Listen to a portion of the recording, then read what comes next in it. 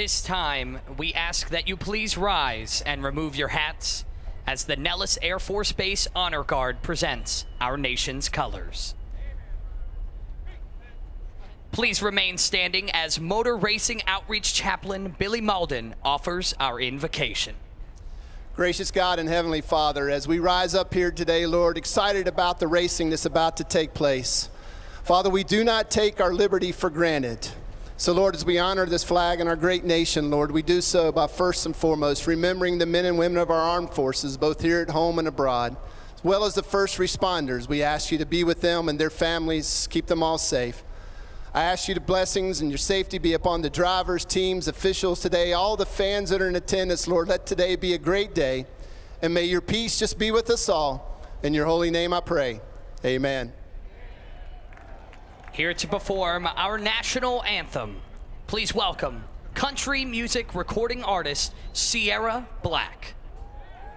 Oh, say, can you see by the dawn's early light what so proudly we hailed at the twilight's last gleaming, whose broad stripes and bright stars through the perilous fight o'er the ramparts we watched were so gallantly streaming, and the rockets' red glare, the bombs bursting in air, gave proof through the night that our flag was still there.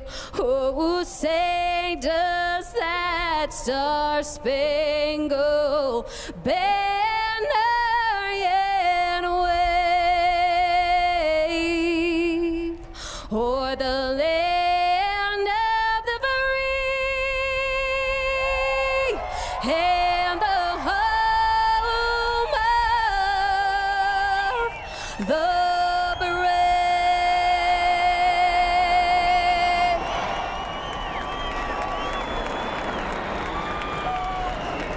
Round one about to get underway. The one thing you can do with a win here, advance to round two.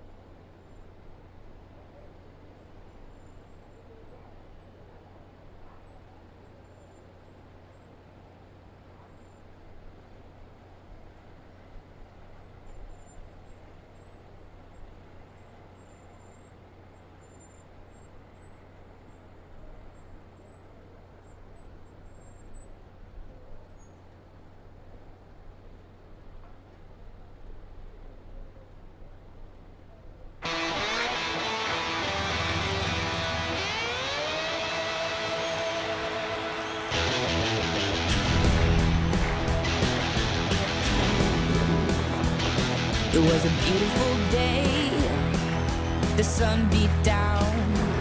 I had the radio on, I was driving.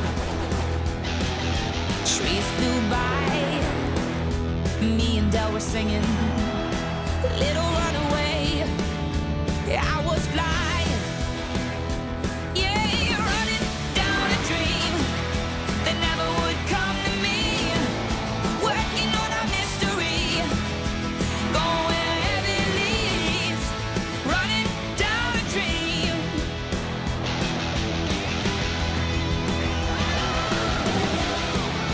Whoa.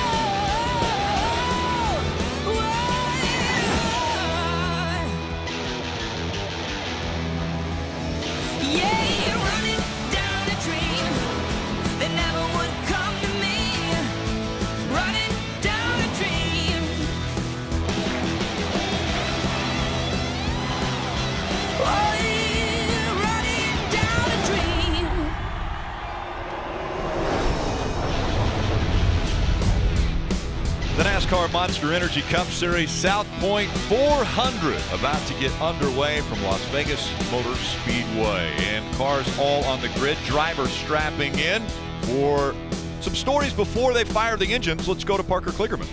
Rick, Kurt Busch is making his 13th playoff appearances. First with this one team. He told me first practice they struggled. Second practice they got it better. Then they were surprised to qualify 5th. He then said, you know what? This car is feeling a lot, and this track a lot like Kentucky. What did this team do there? They won. Wouldn't that be a great way to start off their playoff run, Kelly? Parker, Brad Keselowski must be friends with Lady Luck because he's got 3 wins here at Las Vegas and a host of top 5 finishes. He was runner-up here in spring. That day, he started 19th. Today, he'll start 18th and try to finish 1 spot better and collect his 4th win of the season, Marty. Kelly, I honestly don't recall a playoff race with more question marks coming in than this one. Tons of different setup philosophies and a racetrack that promises to change all evening long. In fact, a moment ago, Denny Hamlin told me I'm a little nervous coming into this race day. We'll see how the 11 card runs this evening. Clint Boyer has been fast coming into the playoffs, Marty, and he leads the field to green for the first time in 12 years, staying there all day long. That will be the champion, starting with his teammates who qualified 2nd, 3rd, and 4th. But for all these drivers, it's time to get the playoffs and the engines started from Las Vegas. And now for the most famous words in motorsports. Please welcome your Grand Marshal, star of Paramount's hit TV series Yellowstone, Cole Hauser. Gentlemen, start your engines! Fired up already.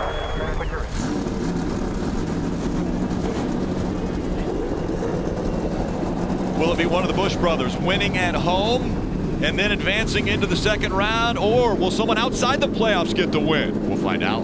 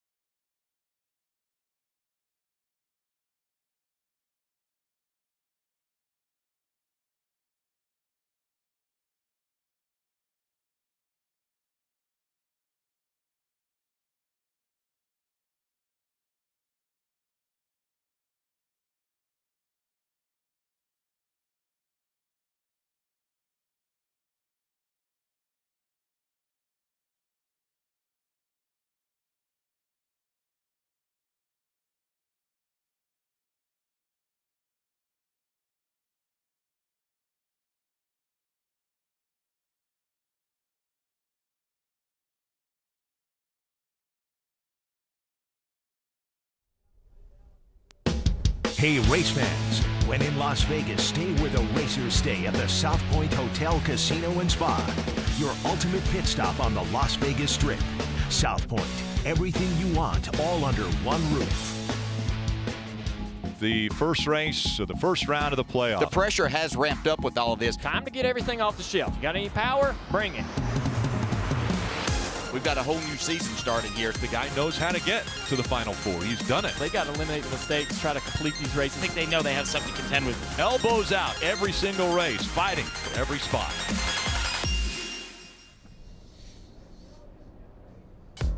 Who has the opportunity to cash their chips in today in Las Vegas?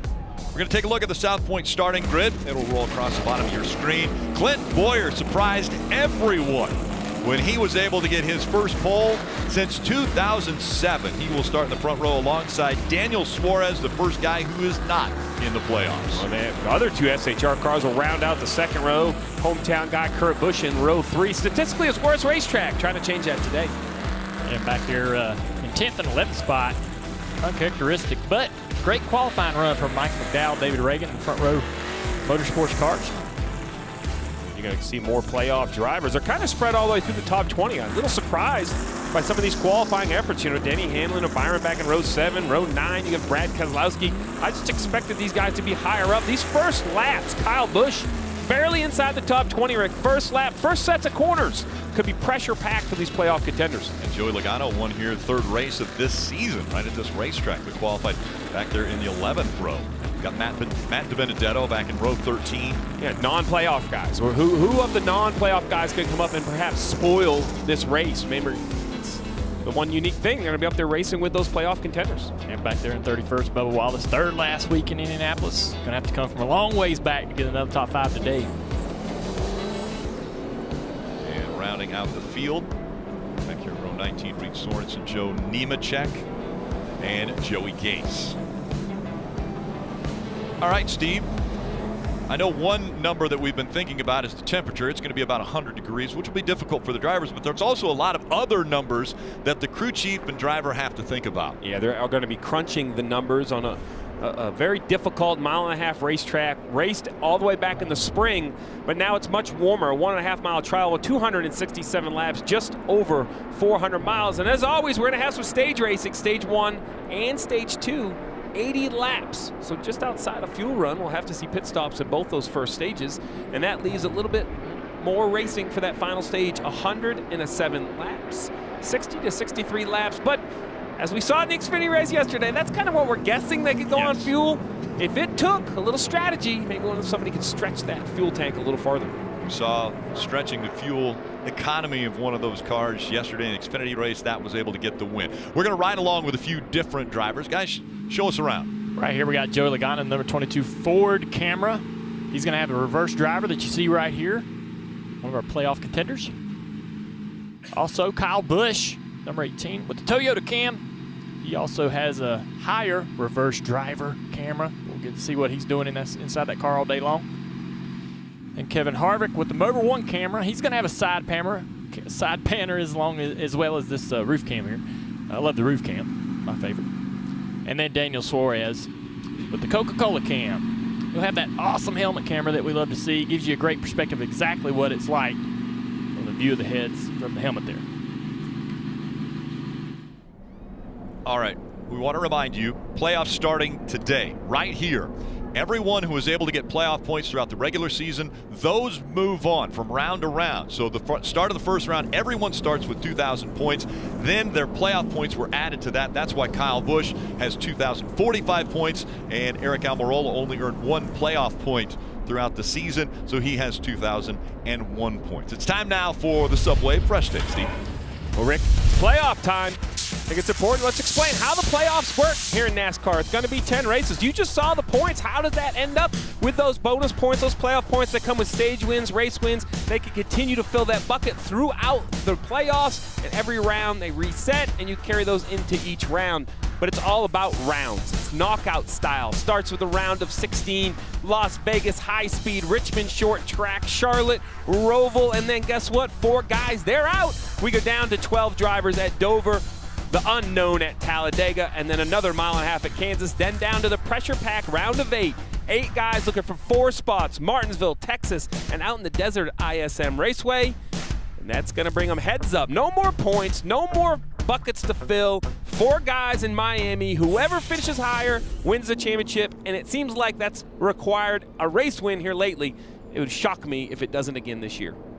All right, it's time now for today's Joyride with Jeff. He's got Mark Stone with him. He's a 7-year NHL veteran, just coming off his best career season. Mid-season last year, joined the Vegas Golden Knights. Let's jump into the car with Mark and Jeff. This is not a veteran. He's an all-star. He's an awesome player. Can play defense, can play offense. You just had an incredible year, but we're lucky to have you here. Tell us about this racetrack, man. It's a lot steeper than I was anticipating, but I'm excited. I can't wait for you to let this baby go. So tell us about the contact, the physicality of hockey. I mean, it's got to be crazy how much you guys hit each other, right? Yeah, I mean, it's tough on the body, but it's just like you. I grew up loving that sport and couldn't be happier doing it. So this is going to be a new dynamic for me, though. Well, we love covering you guys on NBC and even NBCSN. So much fun to watch the games. And as I said, man, you are a superstar. But I want you to tell everybody what you feel, because we'll get ready to launch. Let them know. A little bit of nerve. Oh, my God. That's awesome. Oh, baby. This is not what I was expecting. This is awesome. You're definitely getting an appreciation for what these guys do. Holy smokes. I'm glad I got a Hall of Famer driving me around.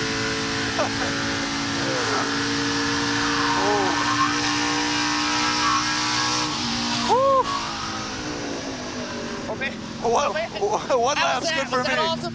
That was unbelievable. I think if you had a heart rate monitor, I think I'd hit my max heart rate there. Whew.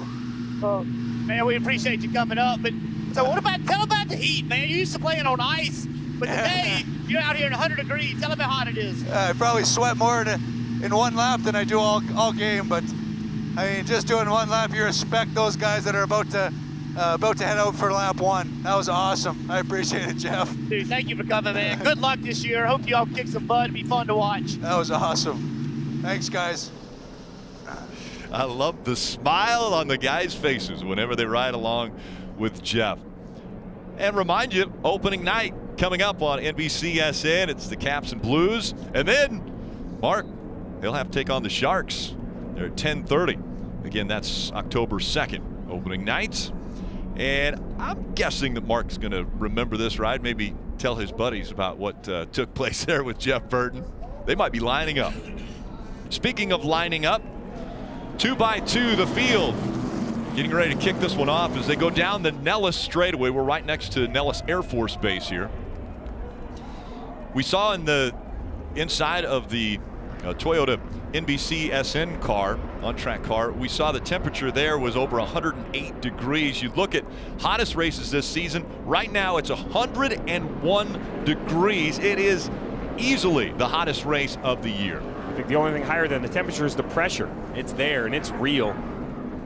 I mean, look at already 116 degrees inside Daniel Suarez's Ford, 117. It is going to be a warm day. But you talk about the playoff drivers, and we've talked about it since the start of this show. We heard it in Countdown to Green. Lap 1, quarter 1. We have Kyle Busch, row 10, Joe Regano, row 11, Martin Truex Jr., row 12.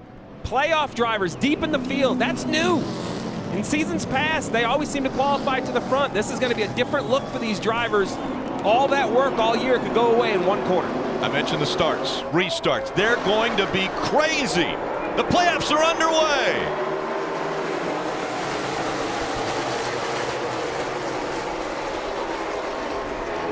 Suarez trying to get the advantage in the 41 down at the bottom of the racetrack. They go through the billboard shade in 1 and 2. On the outside, it's Clint Boyer, 3 and 4 wide behind him. This is what makes this racetrack great. A lot of room, very wide groove. You see it right there. A little bit of a shove there from the 4 of Kevin Harvick, trying to get that 41 of Suarez out front. They're still door-to-door for the race lead. Boyer nosing ahead now as they come to the stripe. Little contact as they go across the checkered line there. I was wondering how Suarez was going to race with his teammates. He's not in the playoffs. They are. He's going to race them aggressively today. Look at Ricky Stenhouse Jr., that orange and blue, number 17, climbs the banking, gets to the outside of Eric Almirola as the front two almost touch on the backstretch. Stenhouse started in 12th place. Look at the run he's got. Here comes Harvick using that little higher line now. Suarez out front. Boyer running second. Ricky Stenhouse Jr., what a move he's made to move to third, but now he's under attack. Here comes Eric Almirola in the 10. Attack from the bottom and the top. We see Kevin Harvick on the right rear quarter panel of the 17. Now climbs the banking. This was my question about Harvick. So much single car speed, but what happens, Dale, when he gets back in traffic? We're going to see if this 4 car can handle the dirty air. Roy Jones Jr. mentioned earlier there was going to be some beating and banging. It was going to be a fight. Well, we didn't know it was going to happen on laps 1, 2, and 3 already. There you see it right there. Daniel Suarez trying to side draft his teammate, and yes, I believe they did make contact. Clint probably thinking, man, what are we doing? It's so early in the race. I could have easily cut that left rear tire down on the 14. Very lucky there, both of those guys escaped. Here again on the back straightaway, more contact from Daniel Suarez trying to side draft the 14 car of his teammate Clint Boyer. And Dale, I asked Daniel about that before this race. He told me he had thought about it all week about racing everyone else in this race, and he said, I decide I need to race everyone the same. It doesn't matter who's out there. That's the only fair thing to my race team. So you can tell no matter if it's a teammate, he's going to race them the same way, and that's hard. We've just seen such a different Daniel Suarez over the last several weeks. Last week in Indianapolis, very aggressive. It's been crazy. I've been watching back farther in the pack. The 18 car of Kyle Busch. We talked about the pressure of starting in the back. He's into the fence already. Contact off turn 2 for the 18 car, running in the 20th position. Here he is, 3 wide, all the way up top, and I think it's just the air. Look, he loses control. Look at this. That's pretty hard contact. Yeah. And impressive. I mean, what surprised me, I think, is that the car got loose back in that traffic. You would think the front took off, probably snapped loose. Let's watch his hands. Oh, no, he just snapped it back in loose. Wondering if the front took off, but the back got out from under him, man. Tells you these guys back in the pack are on edge. Kelly. Yeah, the team obviously watching this very closely to see if there's a tire rub, I should say, from the damage to the 18. Right now they say they don't see any smoke, asking Kyle to let him know if he sees any in the cabin. It seems like so far they're going to be okay, though, for Kyle Busch in that 18. Adam Stevens and the entire 18 team has to have a pit of the stomach feeling. Back in 28th, so much success in the regular season. Comes in here with the most amount of points. It's supposed to be easy, and here you are, 6 laps into the playoff. You're way back in the pack. You've damaged your Toyota. Anything but easy. 12 races since his last win, and with his last win, that put him in a tie for 9th all time in the wins column with Rusty Wallace at 55. But boy, I'll tell you what, a tough start already for a former champion. It looks like it's got clearance to it. Even in that corner back there in 3 and 4, little lift off the throttle, chasing the back of the car, just not comfortable here in traffic. Still chasing, as you see him checking the back of the car. He's having to correct a loose condition. Well, now I'm sure he's lost confidence, right? One big jump and the thing hit the fence, and now we have 2 Penske cars side by side. The 12 of Ryan Blaney inside the 2 of Brad Keselowski. I love this move by the series. You see those green lower noses and those green spoilers? That's how you can locate all the playoff cars. Yeah, Brad Keselowski starting back in 18th place. Hasn't moved forward. Passing his teammate right here, racing his teammate for 19th. And right in front of them, the 21 of Paul Menard, the association with Penske, as we see the 48 of Jimmy Johnson trying to get by William Byron. No green on that spoiler, Rick. First time in Jimmy Johnson's career in the playoffs. He has missed the playoffs. Yeah, 16 seasons. Jimmy Johnson has fought for a championship. 7 of those he was able to win the championship. Yeah, they're going back. Austin Dillon here. He had a little trouble in 3 and 4. Lost a lot of ground. Lost 4 positions now coming off of turn 2. If he loses this one to William Byron, yeah. Trouble for that 3 car. Balance of it, not happy. Jimmy Johnson running in the... We're fighting for that 10th position, holding on to it right now. Well, the front car right here, that bright yellow Pennzoil number 22 of Joey Logano Jr. You like those Penske cars. You wondered if that setup would work. Here he is. already plus 9 positions since the start of the race. Yeah, unlike his teammate Brad Keselowski back in 19th, Joey has moved forward up to 8th place. He's confident. I mean, the defending champion. We saw what he did last year. Incredible. Dave. And you heard him in Countdown to Green. He was pretty confident about what they had here, that they could do what they did in the spring. Remember, he started 10th there, but NASCAR still had group qualifying. And the team told me this morning the car really wasn't as good as 10th starting position showed. So starting 22nd, working his way all the way up to 8th. I think Joey's prediction is right. All right, we saw the 18, accident. yeah, coming in. Look at that. He's got some damage on the right side. There's a wrinkle on the right front, a wrinkle down the side. The Goodyear's peeled off both sides. There's a seam broken loose on the deck lid. Kelly. Yeah, and it sounds like Adam Stevens has called for them to change the right side tires only and make sure they get good clearance to prevent another tire rub again. So you see him really working on the right rear there to make sure when they put this fresh Goodyear tire on, they're not going to have any more contact with the bodywork. And now they're worried about losing more than a lap, so they've got to hustle. This is going to lose at least 1 lap. Yeah. Closing in on 2 as he is just now exiting pit lane. The leader, Daniel Suarez, is coming off turn 4. This is going to cost the 18 of Kyle Busch 2 laps on the racetrack. 255 to go. Starting the playoff 2 laps down, Rick.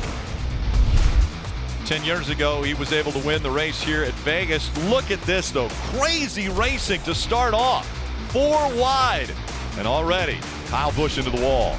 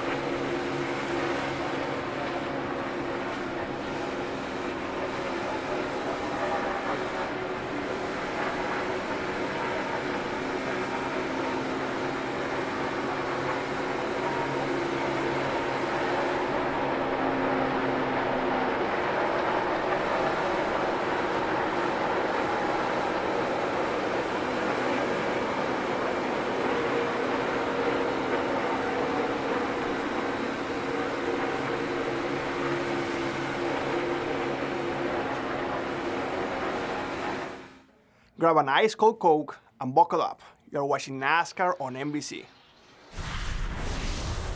And we've got some special guests here at Las Vegas Motor Speedway today. In the grandstands, they're Daniel's Amigos. It's fan-focused movement led by Coca-Cola and Stewart Haas Racing to engage and celebrate with Latino NASCAR fans and share a little of Daniel's culture with the NASCAR world. So while Suarez just missed the cut for the NASCAR playoffs this year, that didn't stop his Amigos from heading out to Las Vegas this weekend to cheer on their favorite driver and celebrate the growing Latino fan base across the sport. And it's working. Daniel Suarez out front has already led 18 laps. Great battle for second here as Eric Almirola working to the inside of the 14 of Clint Boyer. Yeah, Clint's going to let him go or lose the front of his car there. And he's got a challenge coming behind him from Ricky Stenhouse Jr., who's been able to not only climb through the field but maintain that track position. I got a note earlier today that Ricky was extremely happy with his car. We had great speed from Ryan Newman in practice, so it would make sense them two being teammates. Dave. So right now, Clint Boyer has lost 2 positions after qualifying on the pole, leading the field to green. He said to his team 7 laps ago, it's starting to get greasy, it's getting looser, and then repeated himself. This is what they feared. The question is, how long will this last, and can they get it tightened up at this point in the race? Right behind him, about to get a challenge here from Kevin Harvick, is Ricky Stenhouse Jr., a driver who finished 6th here in March and not in the playoffs, trying to make some noise here. His crew chief called that 17 racy this weekend. He was right. Yeah, and it's these two guys right here, race side by side. Behind them is coming a bright yellow 22 car, Joey Logano. He is chasing this field down, one of the fastest cars out on the racetrack right now. As a matter of fact, the last lap was the fastest car. Usually that's reserved for the lead car in the race, not guys back in traffic, so that tells me that 22 car is hooked up. Yeah, I mean, look at the speed. He carries off the top of the racetrack. He'll pull to the outside. Ricky Stenhouse Jr., no defense to the 22. He's going to easily pass the 17. Another car started deep in the field. The 19 of Martin Truex Jr. still running in the 17th position. Just hasn't gained the spots I was expecting out of that Toyota. I thought he maybe moved to the front. Well, here he is, 3 wide. He has the 38 in the outside, the 12 in the inside. Not a lot of real estate off the corner, man. That is close with Blaney right behind. We'll take another look at it. You see just the inches to spare between the 19 and the 38. Let's take a look too. Harvick having a little trouble. Here he is coming off of turn 4. Whoa, yep, got in the fence just a little bit there. And these guys are not hooked up into the racetrack. These cars are out of the track, hard to drive. So I was shocked. We saw the 18 of Kyle Busch hit the wall and then come to pit road for repairs. I said, well, he's going to lose 2 laps because the leader was basically on his outside. Well, those new tires, Kyle Busch has driven away from Daniel Swerves. He's only 1 lap down, about a straightaway ahead. So tires, very, very important. Marty. I tell you what, Steve, these Stewart-Haas cars showed up with the trimmed-out race cars. You see Joey Logano trying to get 4th right now, but we all thought those trimmed-out cars would go backwards, but currently they are 1, 2, 3, and 5 with Boyer losing that spot to Logano. But Harvick told me they're the hardest thing I've ever had to drive. It's totally unpredictable. You know you need to stay wide open. You know you need to hustle the car, but they are a handful. So when they're trimmed out like this, Junior, and it's hot and slick, talk about the job you have behind the wheel. You can hear the throttle. He's having to lift off the gas. Look at the run it creates for Joey Logano, who is hooked up. Joey's car not trimmed out. He qualified in the back because he's got a lot more downforce, a lot more drag. He's able to march through the field and drive right by these guys. Why is Las Vegas right now the playground for the Blue Ovals? Ford right now dominating. They're top 6 positions, Dave. Now, one reason is Joey Logano, as you can see, they have done a good job with their homework again, and he always gets kidded by his team for having, quote, rose-colored glasses. Everything he looks at is on the positive side, and when I stopped by to see him and his crew chief, Todd Gordon, this morning, again, it was, well, Joey's got the rose-colored glasses starting 22nd today. Well, he certainly is wearing them well today, all the way up to 3rd. Here's the difference. Look at these green dots. When they climb to wide open, they stay wide open. He still has to get out of the gas down the middle of the corner to try to get that thing. He'll probably change directions. Let's see what he does this end of the racetrack. He's going to run the top, so he'll be back to wide open real early. And just the amount of speed he carries off the top of the corner. And he's closing in on our leader. Is going to be challenging for second here shortly. Surprising you? I mean, Joey Logano right now has already made up. I don't know. Just came out of nowhere. It's getting worse every lap. 19 positions for Logano that he's made up. All right, you want to talk about lots of downforce, very little. Look how smooth the hands are of Joey Logano. Watch Kevin Harvick. He's not sawing it dramatically, but it's not as confident. He keeps just kind of tugging it back to the right a little bit, Dale. Looks to me like the 4 is a little more sensitive with the back of the car. Yeah, he's definitely checking the back end a little bit. You see him moving the wheel back and forth a little bit more than Joey. That's the gap between the two. Logano up into 3rd, Harvick back to 4th, Stenhouse Jr. running 5th. Rick, Joey Logano is plus 19 positions. If he can go from mid-pack to the lead in 1 fuel run, that is a huge statement to get the playoffs underway. Now, how much will the track change, and will that downforce count against him when the track gets a little bit cooler? You and 39 other crew chiefs have the same question. 39 other drivers have the question. That is a legitimate concern. I don't know. They don't know. I mean, I've done this for 25 years of my life. I don't know. The experts in the garage I talk to those crew chiefs, and the ones that have the downforce say it won't hurt. The ones that don't have the downforce, oh, it's going to make a big difference. So I really don't know how it's going to change. Well, he's called the second place car right here. Leader right in front of these two cars. There you see everybody right here in your camera. Here he goes right to the outside of that 10 car. Oh, he has to lift a little bit. I think the car in front of him, in front of the 10 car, actually hurt the nose a little bit, and he lost a little bit of momentum. It checked up the 22 of Logano. Suarez still leading here in Vegas.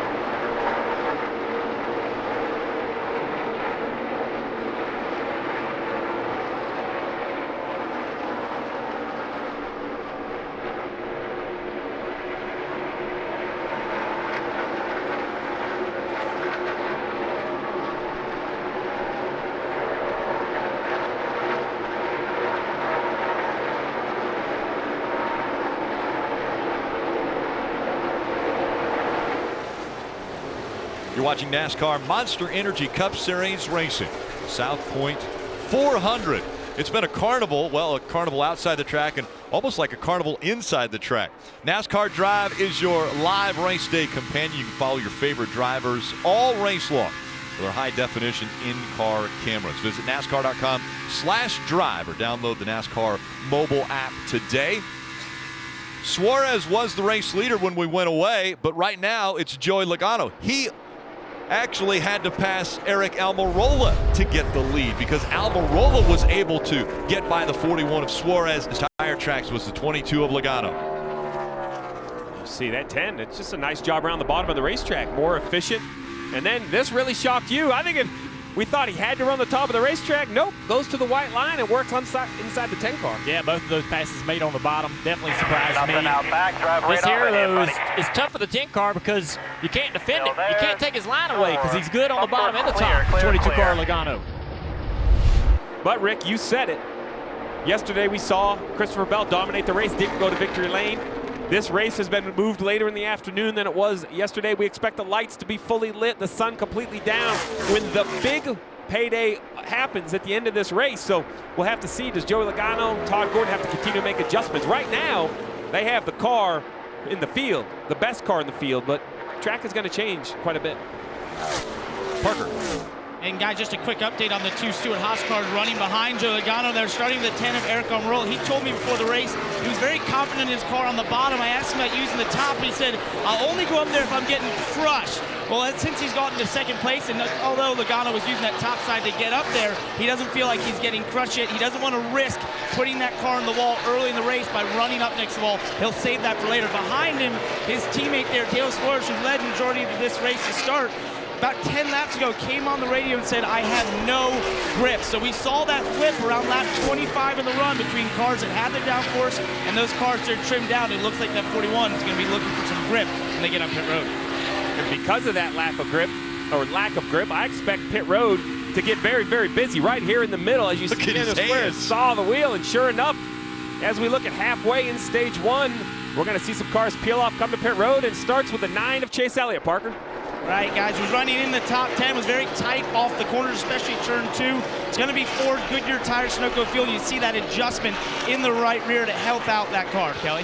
Another playoff contender, Eric Jones in. He started off too tight. By the end, he said he had no grip on the exit of turn 4. That 20 car really sliding around. Ford Goodyear tires and Sunoco fuel for Jones, Parker. Daniel Suarez pits out of 3rd place. He's going to do Ford Goodyear tires, Sunoco fuel, looking for grip inside that 41 car, as he said, with air pressure adjustment. Marty. Kevin Harvick told Rodney Childress, let's work on the tight condition in the car. They're going to make a wedge adjustment here to free up Harvick and also work on that right rear where Harvick brushed the wall. Everybody playing it by the book here, Dave, splitting this first stage in half. Clint Boyer had fallen to 7th from pole position. He'll get a chassis adjustment, 4 Goodyear tires with an air pressure adjustment, and a full of Sunoco fuel. His car was very loose. As for Kyle Larson, his car was tight. He was not able to control the 42. Later in the run, he'll get 4 fresh Goodyear tires, Sunoco fuel as well. Kelly? Parker. And Kurt Busch pits out of the 6th place position, as well as Eric Almirola is on here. He did 4 Goodyear tires, Sunoco fuel, just trying to get that car to turn a little better off the corners, Marty.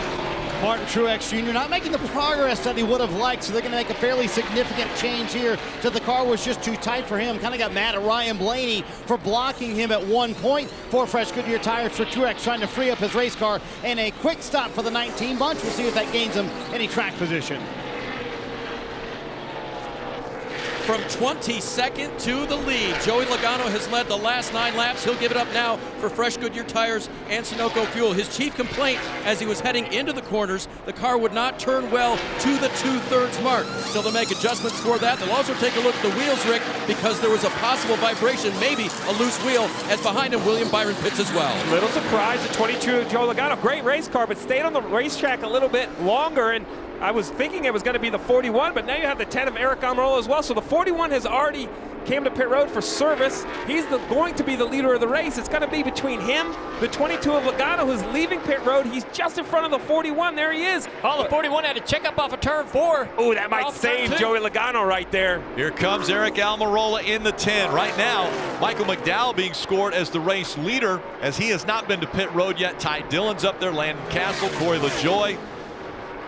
Yeah, the 41 committed to the throttle in turn 2, lost the nose of the car, had to get off the gas, lost the lead, or lost that position. That saved the 22, right? Because I thought the momentum was going to carry him by no problem. Yep.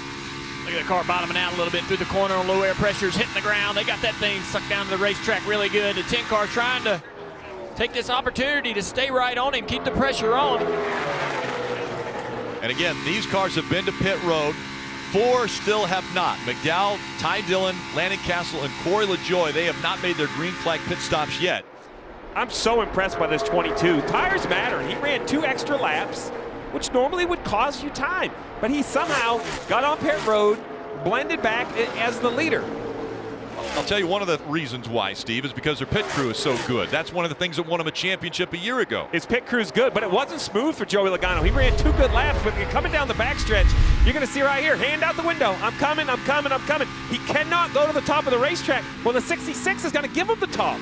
He thinks, well, he's been running the top. Why would he come to the bottom? He can't see in his mirror that Joey Logano's hand is out the window. That costs the 22 some time getting into 3, so really good execution on and off pit road for a situation that got a little unfortunate for Joey Logano. So again, Michael McDowell has stayed out on the racetrack, has not come to pit road yet. There are still 4 cars that have yet to pit. McDowell, Ty Dillon, Landon Castle, and Corey LaJoie. They're running 1, 2, 3, 4. I'm not shocked that 10 is sticking with them. This is what we talked about. The SHR Fords, little less downforce, newer tires, and they can attack. The 22 of Joey Logano, though, his handling continues the whole run.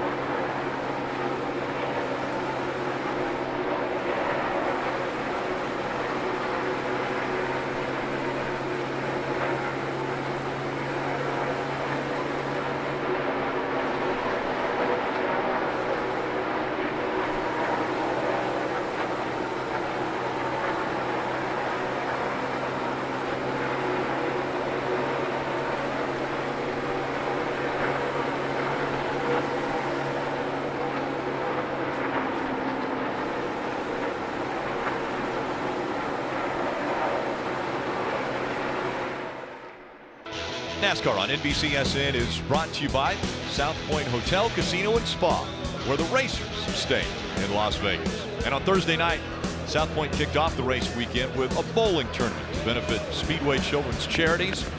While the state-of-the-art bowling facility inside the hotel usually plays host to USBC championship events, Thursday was all about NASCAR's best. We got together to support a great cause. Yeah, Kurt Busch showing off here in Vegas on the lanes. And right now we see Kevin Harvick, Daniel Suarez, those two running 5th and 6th now as green flag pit stops haven't completely cycled through. Michael McDowell still holding on to the top position. Ty Dillon hasn't come to pit road yet, but Joey Logano now is running 2nd.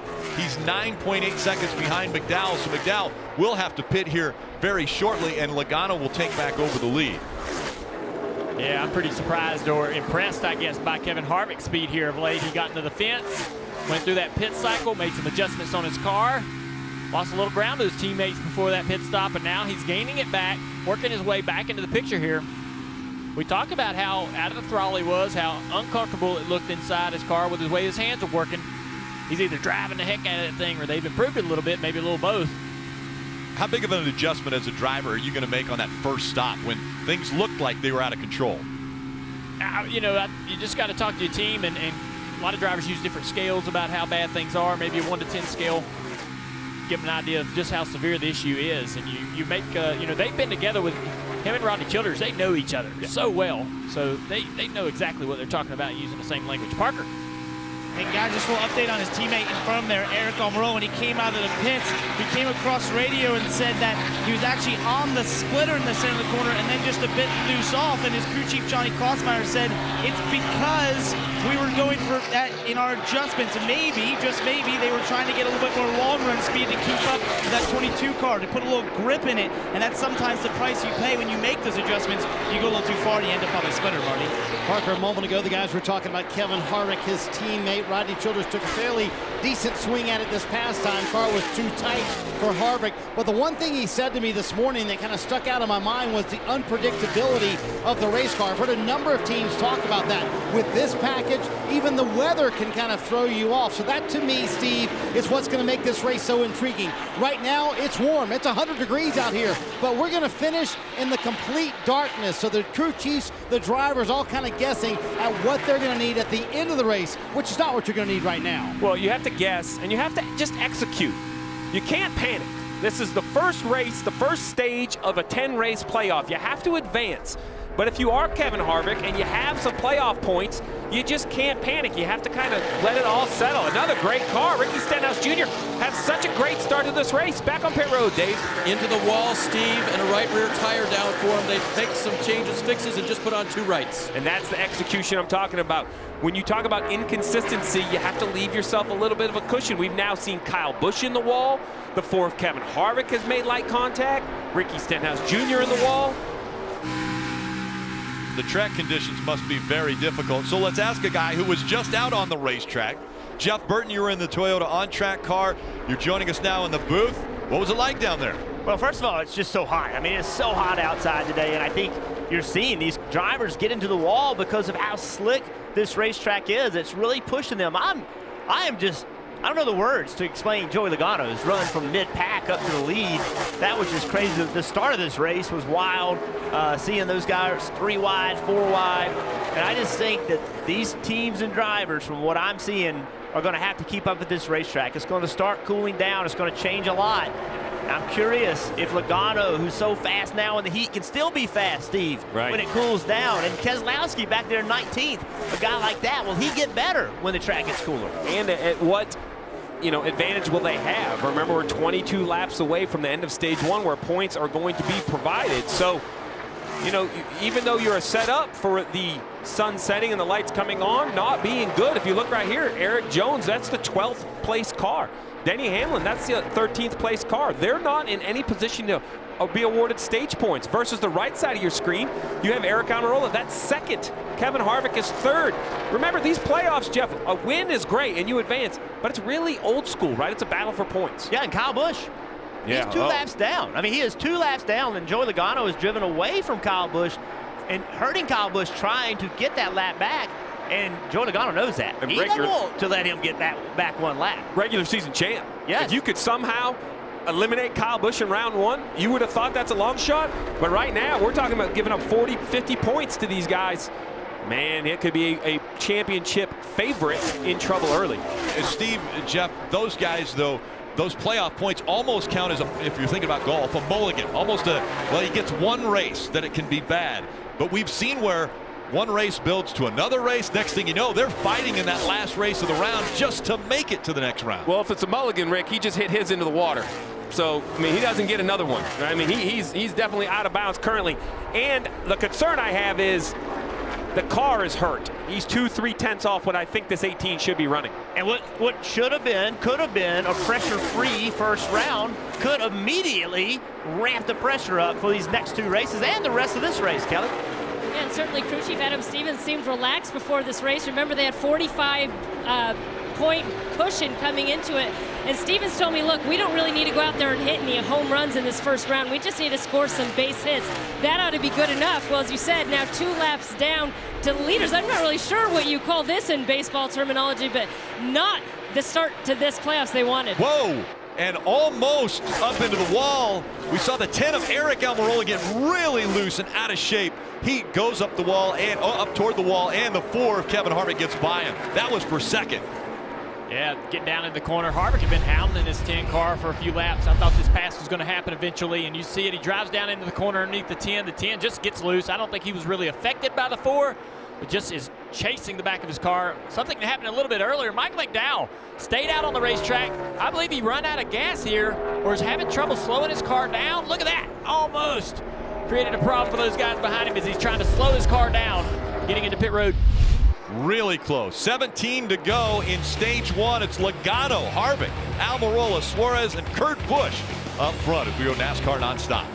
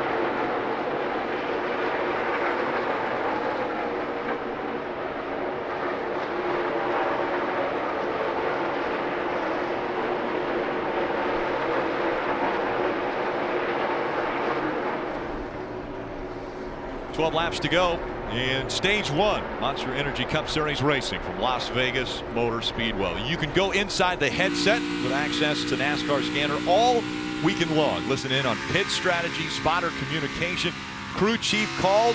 Just visit NASCAR.com/scanner. Joey Logano up front. Harvick 5.9 seconds back after the green flag pit stops. And you look at the temperature in the car now, 140 degrees in the cockpit of these race cars. That's what these drivers have to deal with for nearly 3 hours. Think about that. You're sitting at home. Think about just sitting in a 140-degree environment doing nothing for 3 hours. These guys have to perform at their top level, Junior. It's just amazing what they can do in these temperatures. Yeah, you got to take into account the fire retardant underwear and the suit. The suit is layered, multiple layers there. It doesn't breathe very well. You're trapped in that seat. These big giant seats around you. No room, no air flowing through that. You get a little bit of air in the helmet, but it's about only 10 degrees cooler than the temperature inside the car. Well, Daniel Suarez, you talk about sweating and losing. If you see the thermometer right underneath it, there's that silver pouch kind of standing up. I think that's his drink system. So he runs a drink system that he can get, fluid. He doesn't need the bottles handed to him over the course of the pit stops. He could actually take drinks out here on the track. But Junior, I mean, not under green, right? I mean, you still need a yellow to probably consume some fluid and try to catch up. There's times you can, if you have a little bit of a break, there's times you can get that hose in your mouth and get some water, but you can't do it when the action's high, right? You got to do it. You got to pick your times generally down the straights. I'll be quite honest, there were some races, and Steve, you know this, that we were so busy inside the car the entire night, you almost would forget you had a drink system in there to use. Obviously, you're hot, you're thirsty, but you're so busy, you don't have time to even think about drinking. You'd run a whole race without even taking a sip. That's when your team can help you, right? Your team's got to remind you, hey, man, stay hydrated. Yeah, the 14 car had a little trouble as well with the car entering pit road. Watch the 13 in front of him here. Ty Dillon trying to get at pit road, trying to slow down. My goodness, man. These guys, I mean, Ty Dillon's not doing anything wrong. Just miscommunication on the spotter stand. We got some radio from the 14 about that. Slow down low, real slow, real slow, real slow. I need to know that, boys. Yeah, so he's saying, I need to know that. So, like, the spotters all have hand signals to communicate up there to tell each other, hey, man, my guy's coming to pit road. I mean, Ty's just got to get to pit road. He can't do anything different there. Clint Boyer now running in the 14th position after starting on the pole. See Eric Jones in the 20, chasing after the 42 of Kyle Larson for the 9th spot. So surprised at how close these guys are running the fence here. Looks like they're all going to get into the wall, especially watching them through 3 and 4. They're right on the wall, coming off turn 4. Taking such big risks every lap to try to find that little bit of speed and grip. Kelly. And remember, Eric Jones in that number 20 car started 26, but his crew chief told me that's about where they thought they'd qualify, maybe a few positions higher. He wasn't worried about it, thought they could make up a lot of ground. I said, where do you expect to be by the end of stage 1? He said, I think we can be in the top 10. He's running 10th right now. Parker? And Eric Almirola, who's now in 3rd. We saw him have that big wiggle when getting passed by Kevin Harvick. Well, just after that happened, he had this to say on the radio. I held on for dear life as long as I could. I'm still struggling. Holding on for dear life. You see him go up the racetrack right there. When he came out of the pits, they made a lot of adjustments on that car. He said it was on the splitter and then it was getting loose. Well, now it's trended completely loose, Marty. Parker, 4 to go in stage 1. Other than Joey Logano, I think the story of this stage are the SHR cards. If you walk through the garage area this morning, everybody said that all of these Stewart-Haas cars were way too trimmed out. They couldn't run in the race. In stage 1 is when they should be worried. I tell you what, they've come out pretty good here, Steve. They are 2nd, 3rd, and 4th right now. Boyer had the problem a moment ago, but Stewart-Haas Racing coming with trimmed out race cars on a hot day, and they've made it work here in stage 1. Yeah, surviving well. And they haven't been put back in traffic. My concern for these cars is a bad restart. Can they recover? But if you never have that bad Kevin Harvick proved it in Indianapolis. If you stay up front all day, you can do it with a trimmed out car. Well, Eric Almirola, he only came into these playoffs with 2,001 points, essentially 1 point in the playoffs. Well, he is in great shape to pick up some really needed stage points right here. So really good start for Eric Almirola. Steve, look no further than in 14th place there with Clint Boyer. There's your case study of what the Stewart-Haas cars are going to do in traffic. We'll see how he handles that going forward. I'm surprised that they've been able to hang on though as well as they have up front, and as it cools off, as the sun goes down and this track gets better and better for the, increases in grip, I think that helps those guys. Joey Logano, what an amazing run Logano has been able to do since the drop of the green flag. Made up 21 positions to get up front, even through green flag pit stops. Maybe a little bit of an issue getting on pit road, but it hasn't affected him. He has a 6.6 second lead, 1 lap to go in stage 1, and he was able to win the Vegas race earlier this year. Could he sweep Vegas? He is looking dominant. But what is the story with his teammate? Dale Jr., you mentioned the 2 Penske cars. Well, Joey Logano has stormed to the lead where Brad Keselowski is stuck in 18th. He's barely staying on the lead lap.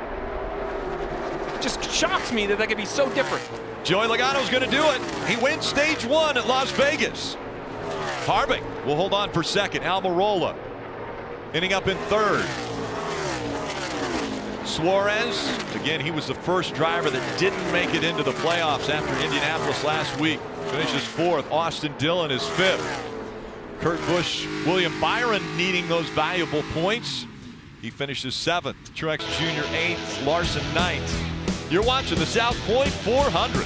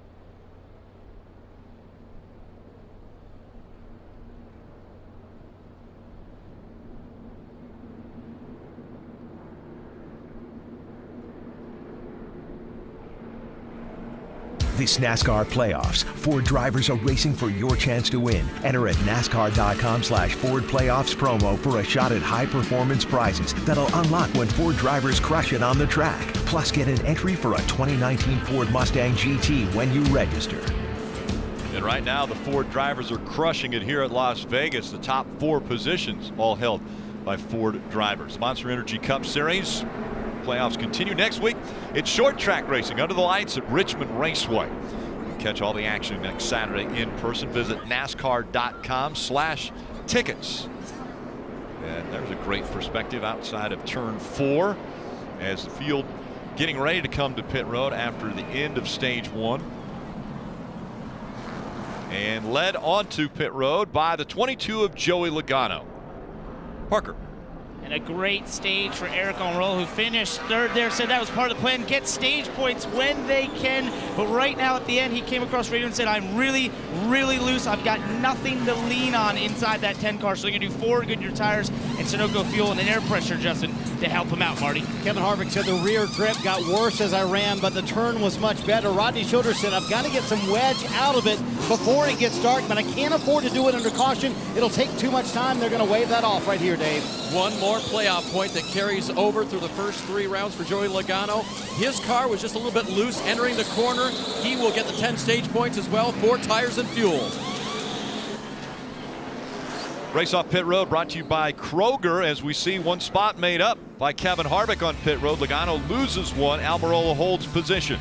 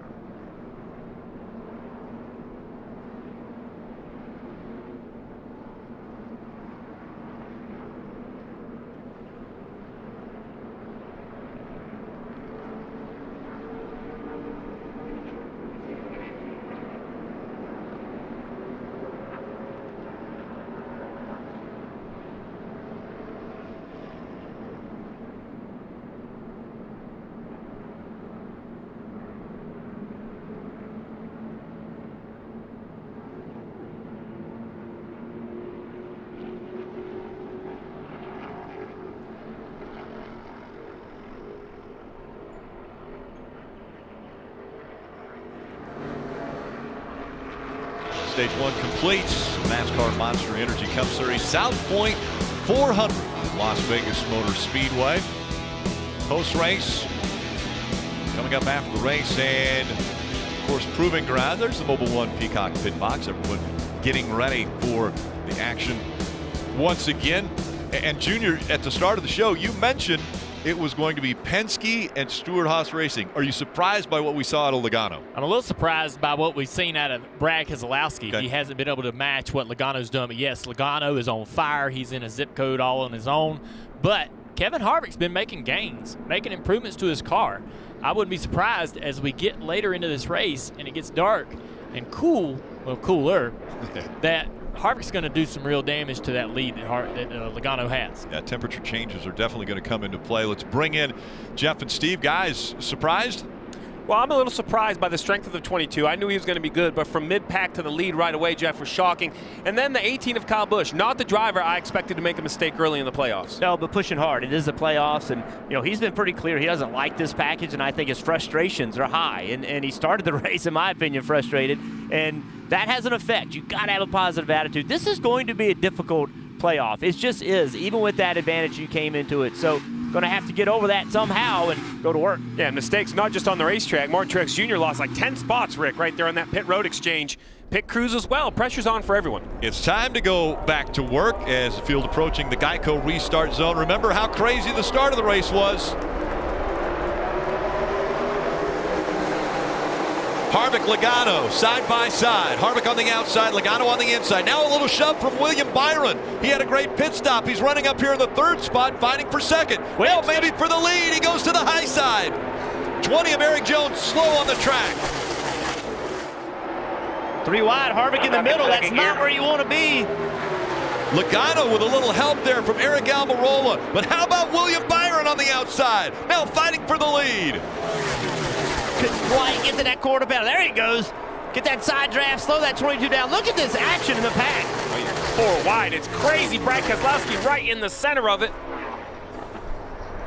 Here comes Logano once again, charging down low, clearing the 24. Kelly. Before the stage ended, Eric Jones complaining of a stuck throttle. Now he is stuck in second gear. They had no other option but to bring him to pit road. They're going to jack him up and see what they can do. He's stuck in second gear. Yeah, that'd be a huge blow, right? Yeah, we saw the same thing last year. He come in here with such high hopes. Really in a great position in 2018. Same thing in an issue last year, an accident on the racetrack. Here again this year. Problems with the car are going to give him a very, very poor finish. Coming out of the gate with these playoffs, Eric Jones is going to be in the hole again. Even if they fix this problem, if they can fix this problem, he still could potentially have issues on other restarts. So they can get it in a gear that he can go, but it'd be very difficult for him for a restart. But I'm afraid they have a major issue still on pit road. Yep, that's tough starting these playoffs out in such a deep hole. He finished 40th here last year. That's frustrating for him because, that team, they've had the speed. Great battle on the racetrack here. Ryan Blaney. All right, Dale, this is a conversation you and I had about the SHR Fords. You mentioned how Boyer got back in traffic and couldn't recover. The 4 of Kevin Harvick is getting back a little ways, getting in that danger zone outside the top 5, falling into the clutches now of the 9 of Chase Elliott. I wonder, will the lack of downforce hurt him to try to move back to the front? Chase Elliott taking his line away as he dropped right in front of the 4 of Harvick. Logano up front, William Byron running second, Almirola third, Larson fourth, Blaney in the top 5. Then it's Elliott, Harvick, Austin Dillon, Suarez, Kurt Busch, all in the top 10. Blaney, another one of those Penske cars. He's worked himself up into the top 5 now. So Logano in a Penske car. Blaney in a Penske car. Yeah, Blaney wasn't that great in the opening laps of this race, struggling to move forward, much like his teammate Brad Keselowski, but he's able to get into this top 10, now in 5th place. And Brad's still back in 20th. There's the 20 car going back to the garage. Oh, man. Mechanical. So that defines, if they go as mechanical, what that basically means is they are allowed to repair the car. It's not due to an accident. So they're not out of the race, but they're out of any sort of contention to win. And so now they are in must-win situation, most likely, unless there's a lot of other problems. Over the next 2 races, they will most likely be in a must-win situation to advance into the next round of the playoffs. You see how crazy this restarts? I'm not sure how many are going to be in must-wins leaving here. Anything could happen. How about the track transitioning already? It seems like so much shade over turn 1 and turn 2, and now actually even on the front stretch there's shade over the turn 1 half of the front stretch. So is it transitioning already? And that's why we're seeing maybe William Byron, Kyle Larson, Chase Elliott all running better up here in front. Yeah, I just think they're loving this track position, this cleaner air up front on their cars. And 42 cars worked his way into a battle for third here, going around the outside of the 10 car, Eric Almirola. I thought the 42 was going to get passed by Blaney, but he's drove away from Blaney. Blaney losing spots to his friend Chase Elliott, who's coming up here to take a fight to the 10 car.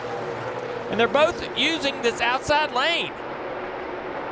The changes that Kyle Larson's team has made on that Chevrolet must have been all the right ones, because in practice I didn't have him anywhere near a good enough car to run inside the top 5. Steve, I would say the changes they've made over the last 2 months. Yeah. I mean, I didn't have them 2 months ago, a team that could even think about contending for a championship, and they have found themselves in the top 5 pretty consistently, not necessarily finishing there, but with that kind of speed over the last couple months. Great move by the 9 of Chase Elliott. Got to that right rear quarter panel of the 10, and you could see instantly it upset the handling of the 10 car, and he's going backwards. Man, guys, this has been unbelievable. Great racing here. Well, there's great football going on over on NBC. It's the Eagles at the Falcons. It's taking place. Kickoff about ready to get underway. But what a battle we have already just into the second stage here at Las Vegas. You see that 10 car losing the spot to Chase Elliott. Now Chase coming up here to battle the 42 of Kyle Larson. Almirola falling to 5th. His teammate Harvick to 7th from 1st on this restart. I'm really worried about the Stewart-Haas cars as this race carries on. All these cars sort of sliding slowly back through the field. This battle right here is a hot one, though, for 3rd. Chase Elliott, I talked to him this morning, and I asked him, how's your car? And he went, not so much. He was not happy, did not feel good about it. But look at this move on the outside of Larson. Rode the middle really well. Seems to be happy with it right now. Now he's driving underneath him, see if Kyle Larson can side draft him, slow him down. And Larson came up the racetrack. Oh, Larson getting out of shape right there. He's trying to get back to the throttle. Trying to use that momentum on the high side. Can't do it, Dave. You guys were talking about the 42 of Kyle Larson and didn't see him on the radar. Well, neither did the driver. We talked to him in qualifying about his practice on Friday, and he said it wasn't good at all. Didn't know what he would have, but it's really improved. They didn't make any adjustments this last time. The car has really been underneath the 42 driver all day, Parker. Well, Dave Jr. brought up Ryan Blaney, who's now running 6th. Ooh, trying to fend off Kevin Harvick there. Had really struggled in stage 1. He was really frustrated in the radio as he's moving up the track, and Harvick goes below him. But Jeremy Bowens, his crew chief, tried to pep him up by saying, your long run speed was insane. Just stick with me. And he said the same thing on this one as he started to fall back. Remember, we're good on the long run, Marty. Parker, remember before the race, Denny Hamlin told us he was nervous about his race car, didn't have a lot of confidence in it, how it was in practice. Here's what he said on the radio on the last run. If I turn down into 1, I mean, I completely lose the back. Feels like I have no edge. Same with turn 3. Absolutely terrified to turn the wheel. That's something you don't hear a driver say very often. Absolutely terrified to turn the wheel. Hamlin's car now too tight, struggling to make his way in the top 10, Rick. You mentioned the word struggling. I don't think anyone's struggling as much as the 20 right now of Eric Jones. The issues for that playoff driver. Definitely not what he was hoping for to kick off these playoffs. Again, hung throttle, then it was stuck in 2nd gear. They had to go into the garage to work on it. Now, Eric Jones multiple laps down and off the racetrack.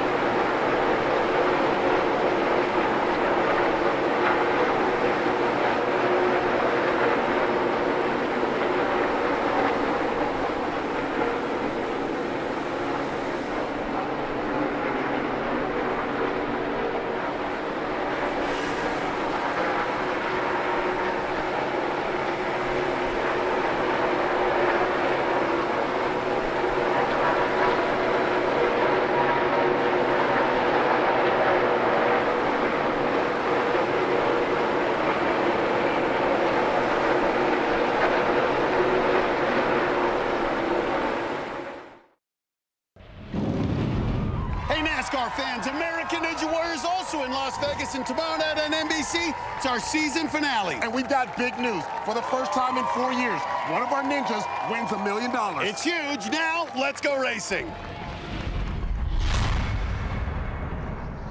And Warriors on the racetrack here at Las Vegas Motor Speedway. Out front, it's Joey Logano. He's got a 1.6-second lead over William Byron, the youngest of the playoff contenders at just 21 years old in his first playoffs, running in the second position here in Stage 2. Chase Elliott, Kyle Larson, and Eric Almirola rounding out the top 5. Let's take a look at Martin Truex Jr. coming down the front straightaway, trying to get around Joe Nemechek, going down in the turn 1. He's got Blaney underneath him, getting a little loose, a little close there.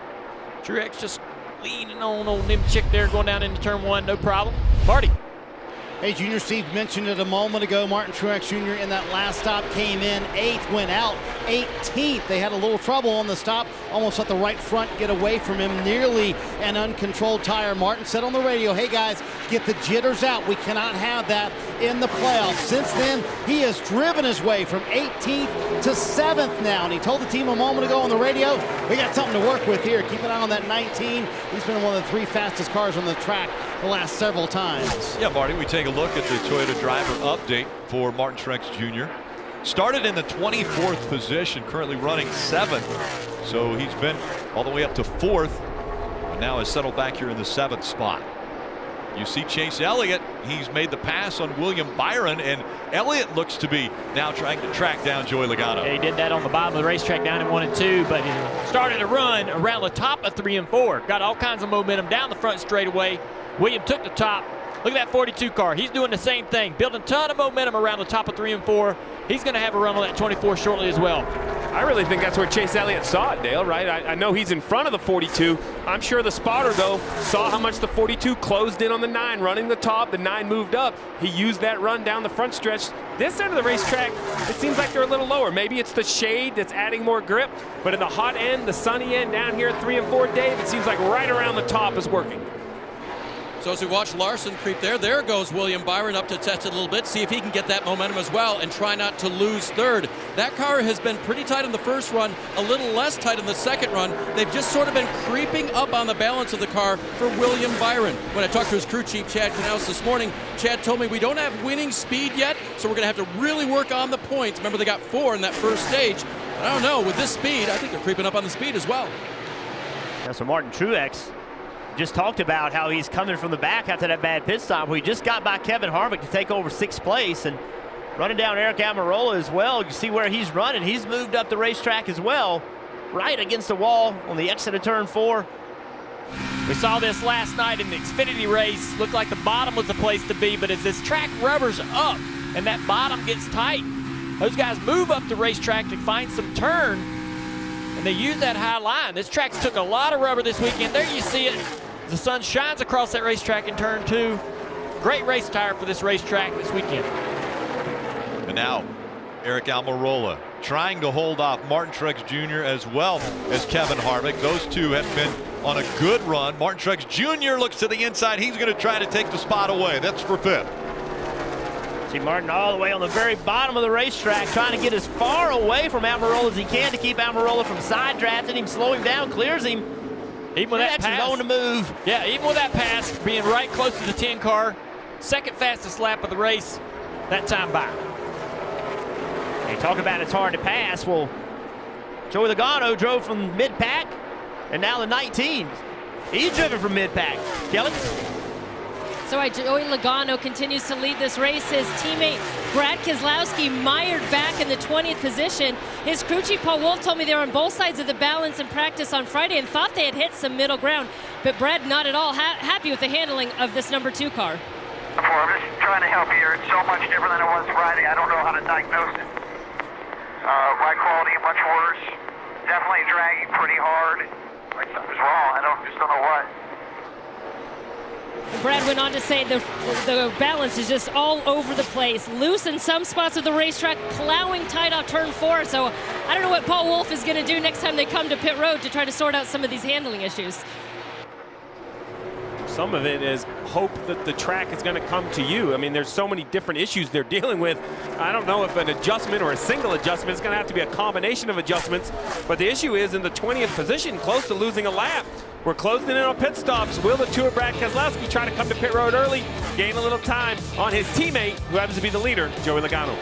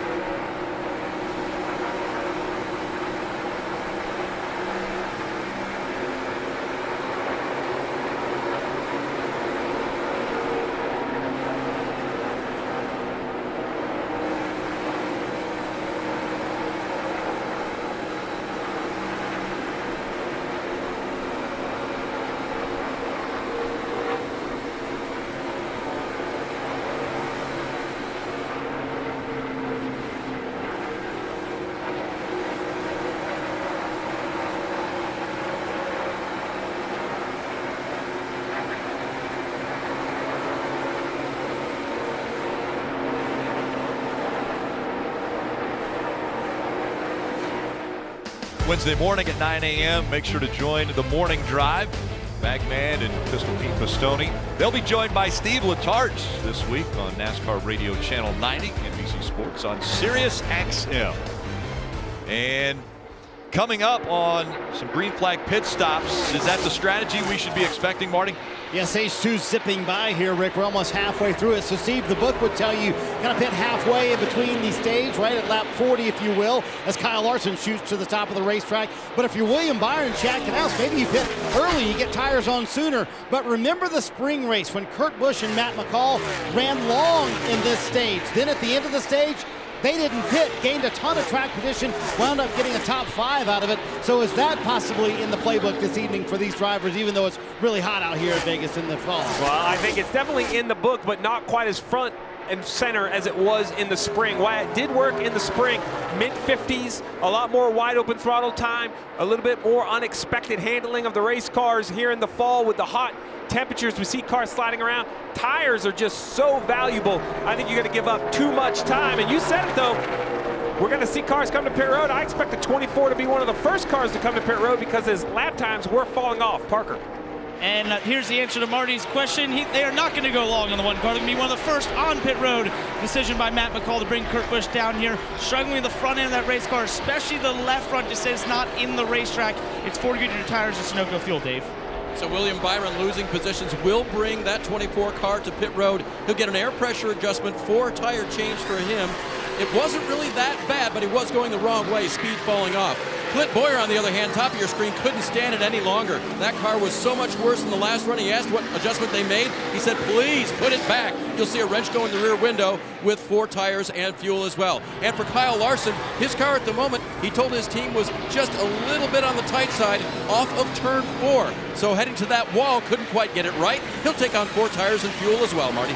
Kevin Harvick on pit road, car just a little bit too tight, and there's been a lot of frustration for many drivers out there. Add to the mix for Harvick and his team, they had to switch to their backup radio because his main frequency wasn't working. His spotter, Norris crew chief, could really hear him. See Denny Hamlin leaving, car much better for that team, so that's good news. A little bit too free in 1 and 2. That's his biggest problem, Dave. Leader Logano in turns 1 and 2, the bumpy ones, his car was fairly neutral. In turns 3 and 4, his car was just a little bit on the snug side. So they'll make an adjustment here, air pressure-wise and fuel, Marty. Martin Truex Jr. running in the top 5 now, comes to pit road, running third. You see him leaving. Didn't want really any changes, but Cole Pern electing to make a few changes to keep up with the racetrack. A lot of cars racing off of pit road here. We'll see where everybody cycles out, including leader Logano. Logano looking good. Actually, Buescher has stayed out still, so we're waiting for him to come to pit road for his green flag pit stop to cycle through, and then it'll put Logano back up top. And now Buescher on pit road, so he'll be making his pit stop, and that will put Logano back up front. Truex Jr. was up there also fighting just as the green flag pit stops were getting underway. It was a great battle between Chase Elliott, Martin Truex Jr., and Kyle Larson. And look at this, now Chase Elliott just in front of that 19 of Martin Truex Jr. Hey, a couple things going on, kind of flying underneath that radar. At 18, 2 laps down, he's gotten some speed. Oh, he's got enough speed. If he can find his way, Steve, into finding 1 lap, got to get 1 lap back first, right? He's got enough speed to compete if he can find a way to get these laps back. Yeah, there's a lot more pathways to recover from a single lap down than from 2. And the struggle for the 18, his concern is here in the spring, the only 2 yellows in the entire race were the 2 stage ends. That's not going to work for Kyle Busch. He's going to have to get a timely caution flag to try to be creative. So getting on pit road, Martin Truex Jr. did an incredible job of closing ground on the 22 of Joey Logano. Look at this right here. Look how much ground he closed. They got to pit road, and obviously still a gap, but the pit crew did not have as good of a pit stop. The 9 car got by them, even with them getting on pit road that well. That's 2 stops that we've seen the 19 car not perform. They're going to have to step up. Got to be perfect every aspect of the game if you want to win at the highest level.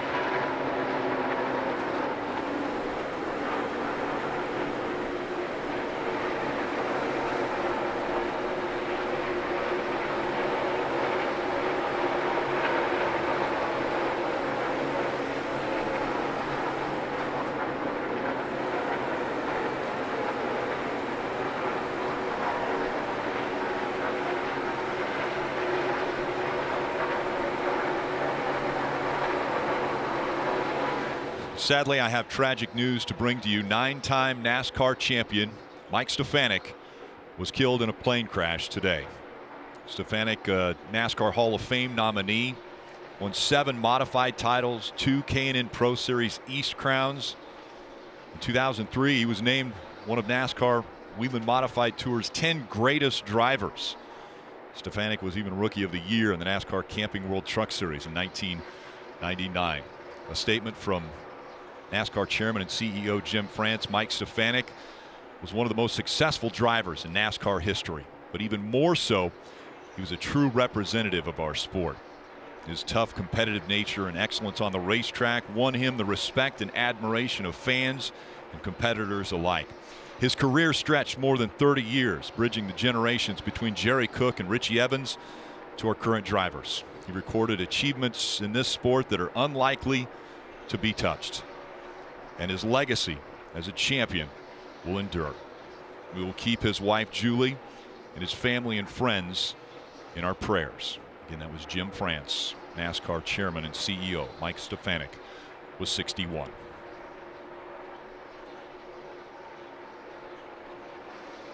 Guys, tough to come off of tragic news like that, but Joey Logano still up front.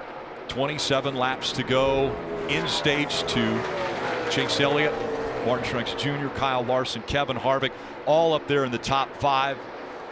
And right now it looks like Chase Elliott might have the momentum in Martin Truex Jr. trying to close the gap now on Joey Logano. Yeah, Martin's got some great speed in his car as he closes in on the 9 of Chase Elliott. Both these guys have done a really good job this entire run keeping that 22 car within sight. The 22 we thought had the field cleared. It appears now we have a couple players coming up in here that have equal speed as our leader Logano. So I think we saw Martin Truex Jr. really have a surge right before the green flag pit stops, and he's trying now to get by Chase Elliott. But those two, it seemed as though had hit on something right before that last pit stop. It's now almost the entire track, and there's a cloud over the track a little bit that is almost all in shade. And so a big transition is going to take place here, going from a very hot, slick racetrack to now maybe cooler temperatures on the track. Yeah, Martin can use that high side and get momentum, but what happens on corner exit? Why does that momentum not carry down the back straightaway? The 9 car comes up the track in front of him, so Martin Truex actually probably has to lift off the gas a little bit on corner exit, negating all that momentum he's trying to build using that high side through 1 and 2. So would you tell these guys that they should be running lower with the fresher tires now, or we saw so much gain running up against the wall? Truex is just trying to go wherever he can stay in the throttle the most. Using that high side works, but if the guy in front of you comes up in front of you and takes your air, you have to lift off the gas. Now Truex is going to the bottom of the racetrack, trying to see how that line works for his car. These guys were way up against the wall much later in the run. We'll see if that trend's the same as we had a lot more shade, track temp falling, continuing to fall as the night goes. Marty, are you hearing more about the track changing? Yeah, and now is where Steve makes his money, right? And here's the difficult part, Steve, right? No one's ever run here at Las Vegas at night. No one's ever done this, transitioning from the daytime to the nighttime. So you know you can physically feel it down here getting cooler. You know the track is cooling as well. What changes do you make? How big do you make those changes to be ready for the nighttime? This is what worried all the crew chiefs in the garage area this morning. This time of the race, being ready for stage 3, because soon the lights are going to come on and that sun's going to be completely gone. To your point, Marty, we have seen this transition in other racetracks, but not here in Las Vegas. So it would have been a busy morning this morning and last night calling Xfinity Series friends, Xfinity Series crew chiefs, maybe Xfinity Series drivers, trying to find out what they thought in yesterday's race. While it didn't run as late, it did run through sunset, and I think we saw all the cars go through a little bit of a handling change, a little bit of a handling swing. I'd been trying to get that information today before this race ever started.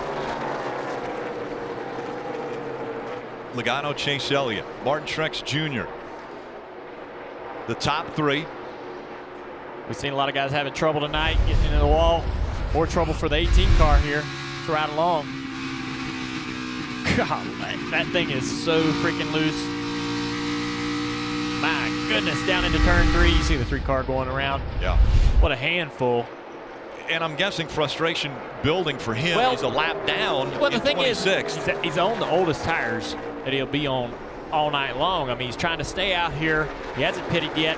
He's the last car 1 lap down. He's hoping for a yellow so that he can get at least 1 lap back. Jeff Burton described it perfectly earlier. He's 2 laps down if he pits or more. So he needs to get this caution now so he can try to race for the wave around the Lucky Dog. Yeah, he's not in that position. Right now it's David Reagan who is in the position to get the free pass if the caution were to come out. Kyle Busch battle for second. 3 spots back as they go side by side for that second spot. So we notice Truex has the better car. He's having to move around to find a line that gives him the most comfort, the most air. Here's going to the top to see if he can get to that quarter panel of the 9 car. Chase doing an amazing job on the bottom. He gets there. Chase will not be able to come up the racetrack and take away the air of the 19. Down the back straightaway. I think Truex is going to get this position, try and set sail for the leader, Logano. Logano's loving this. It's giving him an opportunity to put a little time and distance between them. So Martin Truex Jr. has taken the second spot away. He'll try to chase down Joey Logano as we go NASCAR nonstop from here in Vegas.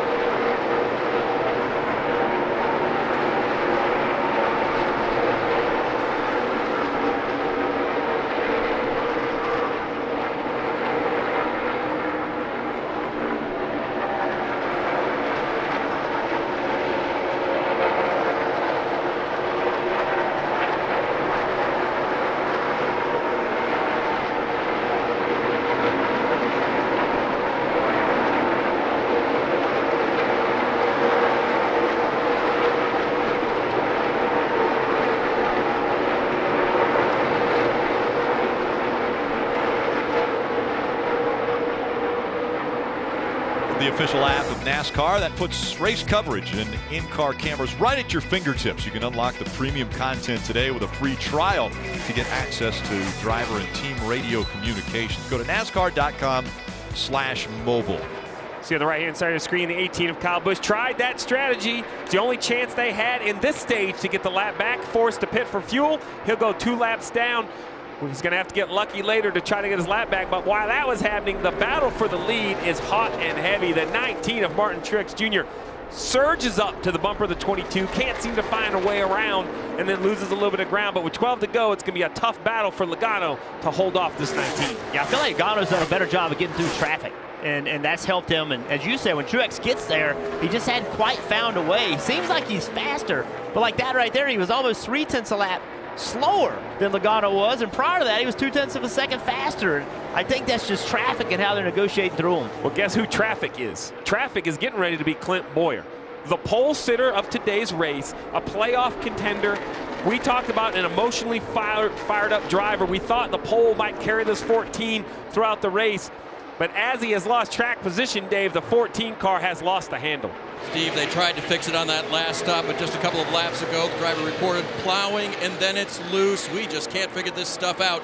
Clint very disappointed right now. See if he can stay in position with only 11 to go to perhaps get the free pass. I think a major disappointment for this team, the 14. They sat on a pole. You said it.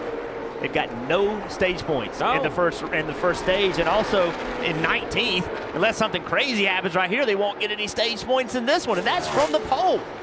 The 19, I think, is better than the 22, but I don't think he can move around quite as much. So as they catch traffic, the 22 can kind of leapfrog through the traffic. Now the 22 climbs the banking right up against the wall. This is going to give him a huge run on Clint Boyer. Clint Boyer's going to have to block, but he can only block so much. This track is so wide. Logano swings down to the apron of the racetrack and will clear the 14, putting him a lap down with 9 laps to go in the second stage. Just a nice move right there, jumping to that outside, getting that momentum going. Nothing Clint Boyer could do. No way he could defend. Chris Buescher behind in that 37 car behind Boyer. That's huge, because if the 37 can get around him, he'll be the first car lap down, the first guy eligible to get a lap back when we come to this stage. So now Clint Boyer's got to battle and fight Chris Buescher. Marty. It's been a scrappy day for Alex Bowman and his team in the top 10 for the first time all day long, and they brought their Chicago winning race car.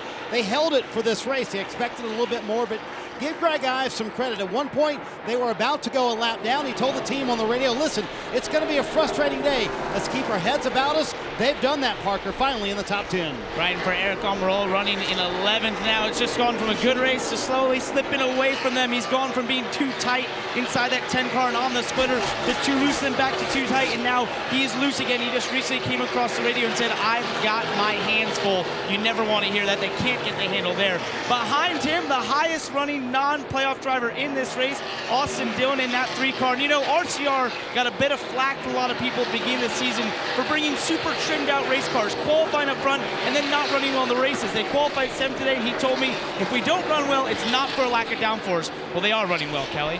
Brad Keselowski has been so good here at Las Vegas, a 3-time winner, but his crew chief Paul Wolf told me they feel like the setups on mile-and-a-half tracks for this team haven't been very good as of late, so they went back to basically what they brought here in the spring race. Well, we've heard of all the balance issues that Brad Keselowski has been dealing with since their last time down pit road, though. He said that 2-car is, quote, considerably better, and it's showing in lap times, and he has moved from 20th up to 13th, Dave. Remember how hard Ryan Newman battled to even get in the playoffs. Speed was part of their problem, maybe a little bit of luck and strategy too, but Scott Graves told me this morning they were more impressed with the speed they brought to the track this weekend. We're fairly optimistic. Right now running in the 14th position. He's improved from his starting position. Needs to do more to get some points, Parker. And he's ahead of a guy who started on the front rows. We go on board the helmet cam of Daniel Suarez. His race is very similar to the 10 of Eric Almirola. Had speed at the beginning, led 29 laps, but it slowly just slipped away from a lack of grip and an inability to get that race car to turn. They've been searching throughout this race, Kelly. Jimmy Johnson failed to qualify for the postseason for the first time ever, but his crew chief Cliff Daniels told me that's all right, we are moving on. 2020 starts for us right now. Meanwhile, they tried a couple things in practice to potentially help out their Hendrick Motorsports teammates that are now in the playoffs. This team is not done yet. They still want to close out this season with a win, Rick. I agree. That's what everyone wants to close out the season with, a win. And a lot of guys still fighting for playoff points, fighting for definitely points in this stage as we're coming up to the end of stage 2.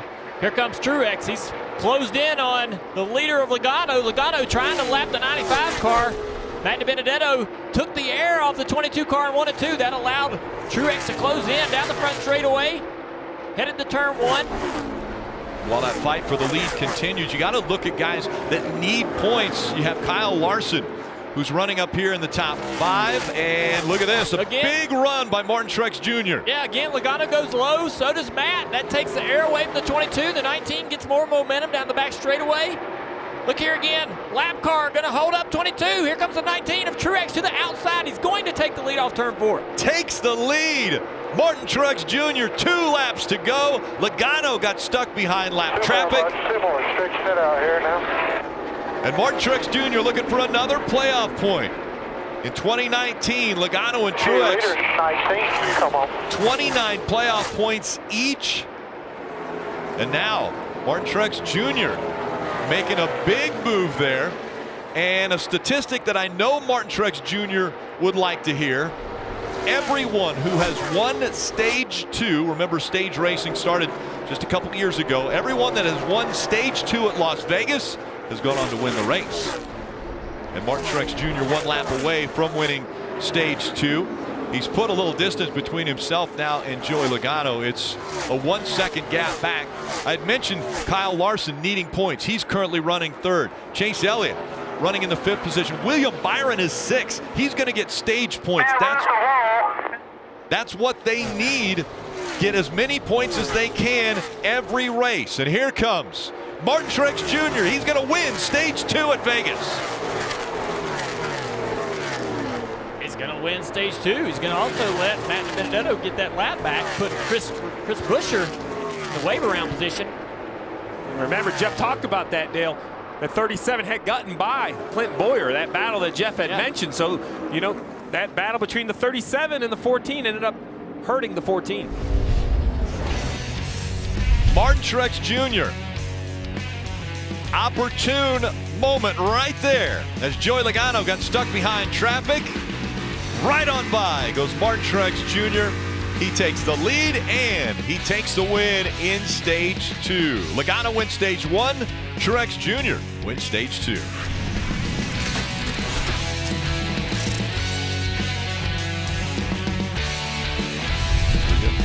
But it was because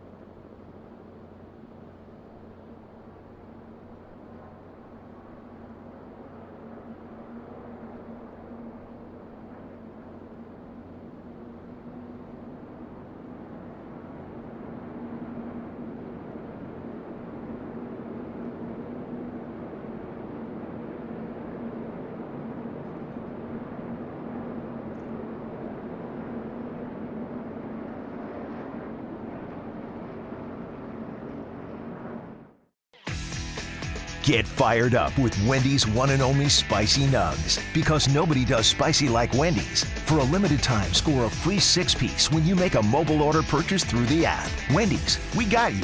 Terms apply. We're getting ready for the final stage. It's NASCAR Monster Energy Cup Series, the South Point 400. You know, just across town from the track, South Point Casino features Vegas's only 24-hour sports book and posts odds for all the Xfinity and Monster Cup Energy Series races. It's also home to the Vegas Stats and Information Network. Brent Musburger, he heads a team of sports analysts that focus on sports wagering with a fully functioning television studio that's right in the middle of the sports book.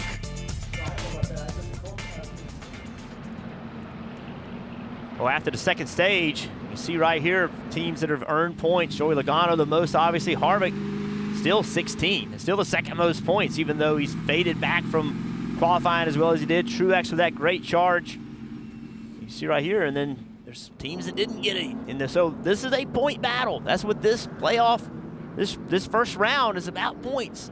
Obviously, if you win, you advance, but there's going to be 4 people that don't get out of this first round because of the points they didn't earn. Newman, Brad Keselowski, Kyle Busch, Clint Boyer, 0 points today. The pole sitter, 0. Clint Boyer scored no stage points, and it's going to show up when we show you what the current standings look like.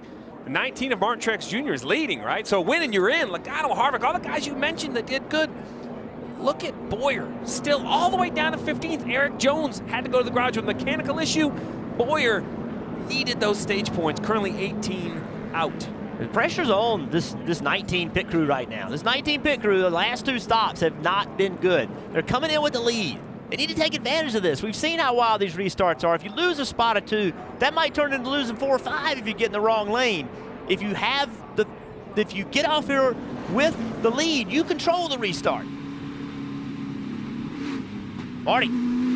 What an impressive run for Martin Truex Jr. from 18th to the lead and the stage win, getting him 1 playoff point in stage 2. Truex said, I really don't know what to tell you with the car. I don't need any changes for the car, but Cole, if you feel like you need to make changes for the track, go for it. So they're going to make an air pressure adjustment here, keeping up with the track. That's going to be key on this stop, Dave. Middle of your screen, Kyle Larson comes in for 4 tires and fuel. Said it was tight at times, but reasoned mostly loose by the end of the run. Bottom of your screen, Joey Logano was just a little bit free, but then tight in traffic, and obviously not impressed with his moves in traffic. Meanwhile, his teammate Kelly having an awful day.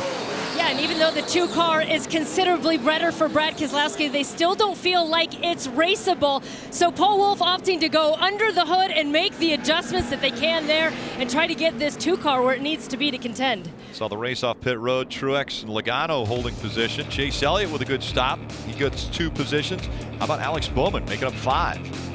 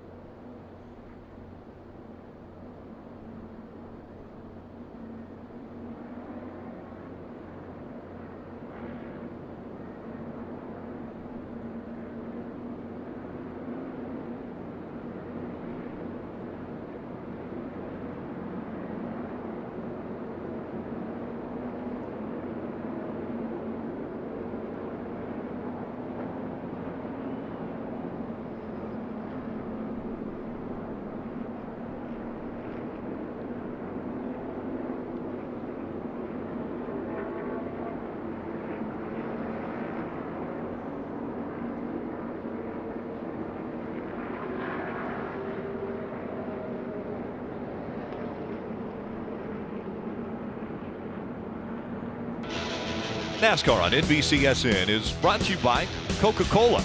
Share a Coke this season. Credit One Bank, the official credit card of NASCAR, perfect for race fans.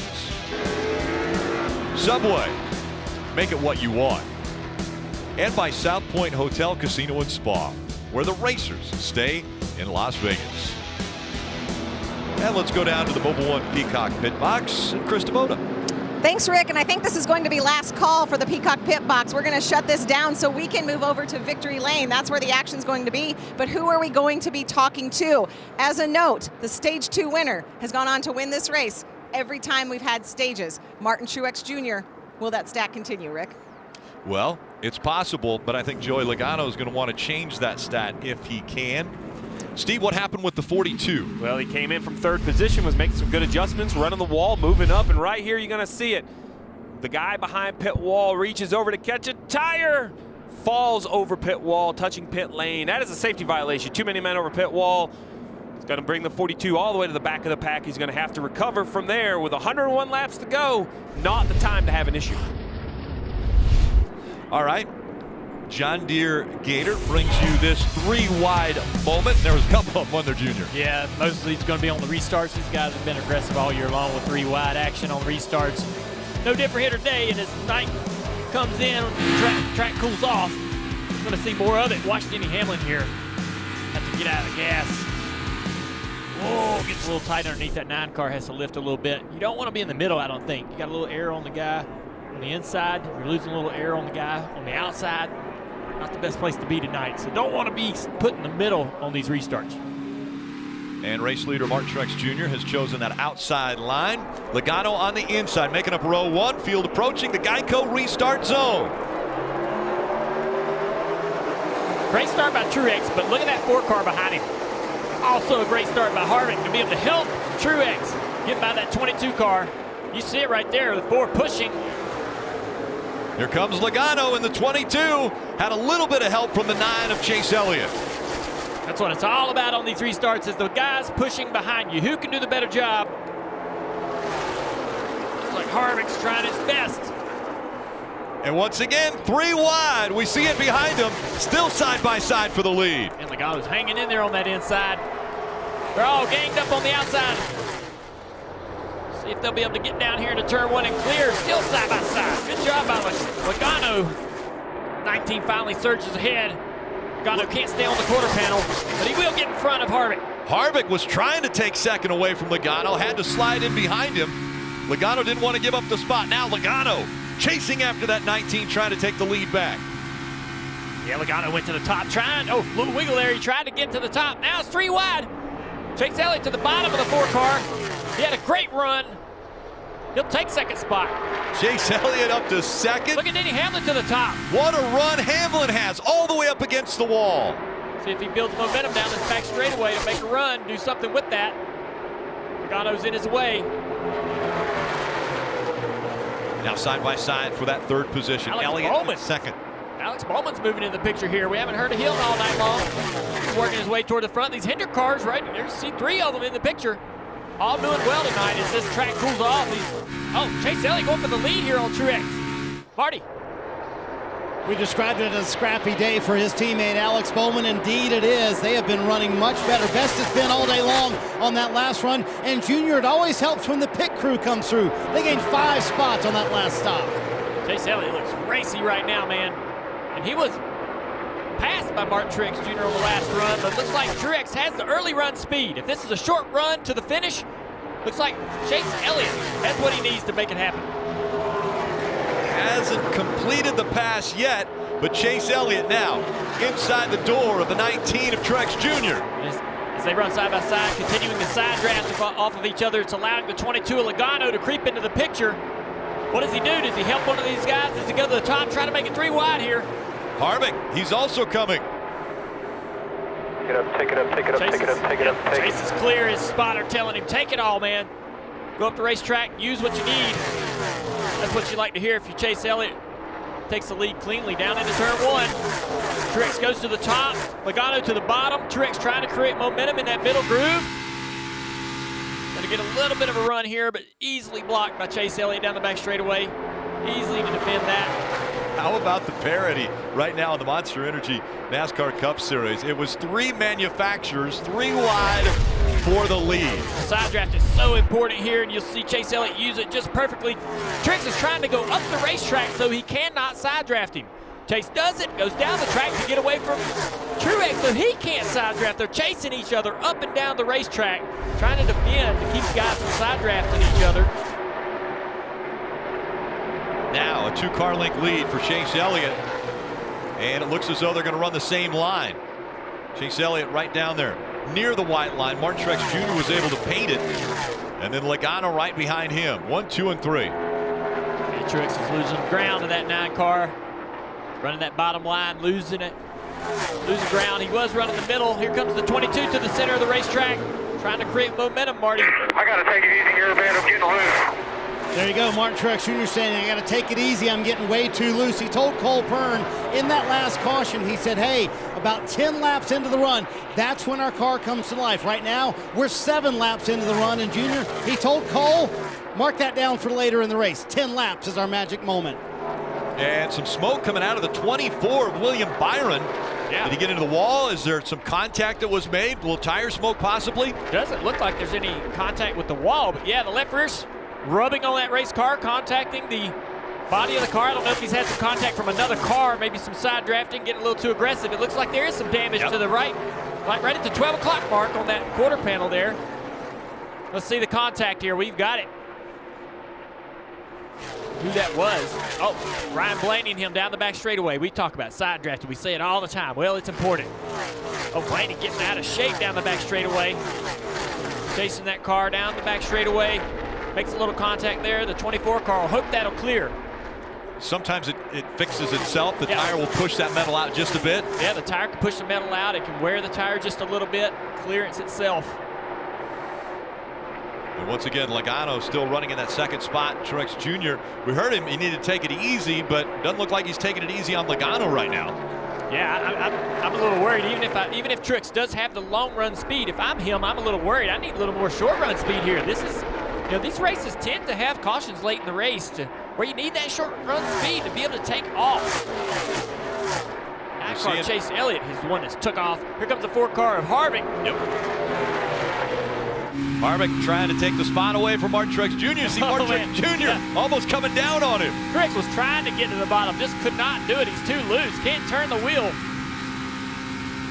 Harvick drove it down in there. Hardy. Hey, Junior, this was a dominant car in stage 2. Martin Truex Jr. came from 18th to the lead to win the stage, but you can see there how free that race car is. He said it's getting worse every lap. Steve, you got to wonder if this is the track changing as much on the 19 as anything else. And you hear him say, I'm just terrible right now. He's gone from 1st to 5th. He says, I'm in trouble. He is panicking inside that car, and that tells you just how emotional it is for these drivers, Steve. Well, these tracks don't change on a light switch. Just because the lights are on and the sun is down, the track doesn't cool instantly. It takes time. Just like your asphalt driveway at home, it gets hot in the middle in the sun of the day, and as the sun goes down, it takes an hour, 2 hours to cool down. This track will continue to cool, and apparently, according to Truex, continue to free up. Steve, we're going to go NASCAR nonstop.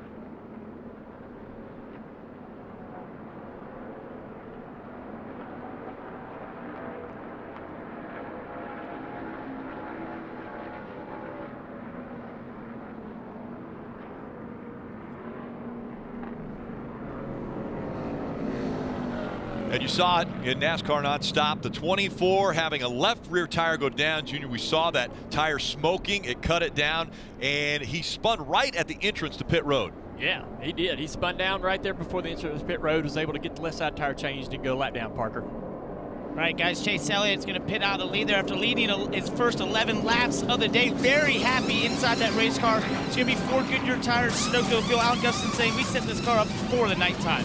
Marty? Kevin Harvick pits from third. Car still just a little bit too free. Going to be an air pressure adjustment for the 4 fresh Goodyear tires for all these leaders, Dave. Logano gives up second. He said his car was tight in traffic, and it was kind of in a 4-wheel drift. He'll get 4 fresh tires and fuel.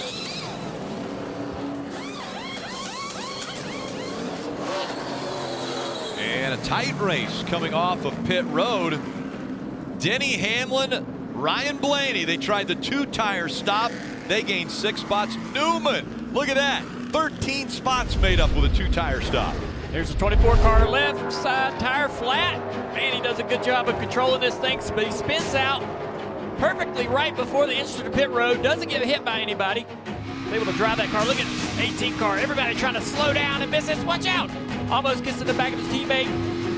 Good job by everybody to miss that car.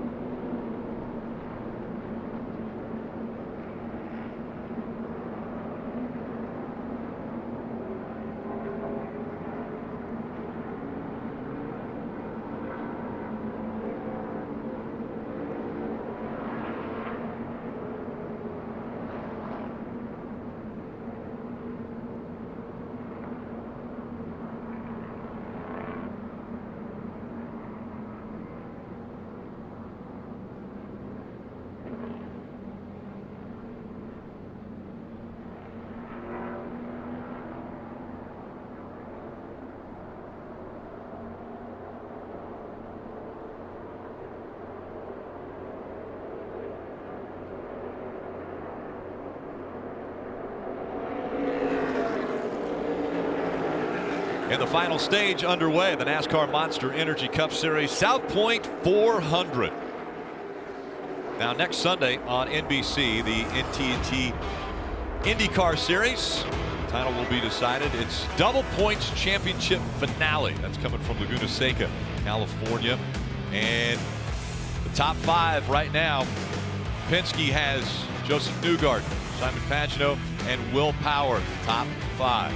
Guys, we said Byron was able to stay on the lead lap. How'd he do it, Steve? Well, you mentioned it. Fortunate that he spun right on the entrance of pit road. So he spun out, Jeff, and came right down pit road. They put left side tires on it as the yellow comes out. Well, Chase Elliott's the leader. He's on the front stretch, Jeff. Yeah, Chase Elliott, he sees that, and he slows down. He does not go as fast as he could. Look, the pace car can't even see the pace car. Joey Logano, he went to pass him. If I'm Joey Logano, I pass him. Oh, I clear him. And I'm like, hey, look at the 9 car did not keep pace. I'm the leader of the race, and I would have made NASCAR make that call. Clearly, the 9 slowed down to help the 24. You see Logano going by him because he's saying, I know what you're doing. I don't want you to do it. So lucky break a couple ways for the 24. Another little bit of a lucky break. The 18 of Kyle Busch, Rick. He stays on the track again, waves around. He's short on fuel, but he's on the lead lap. One more lucky break for the 18. He'll be back in the race. And he's got pace. We saw it earlier. They got this car fixed. He's got the pace.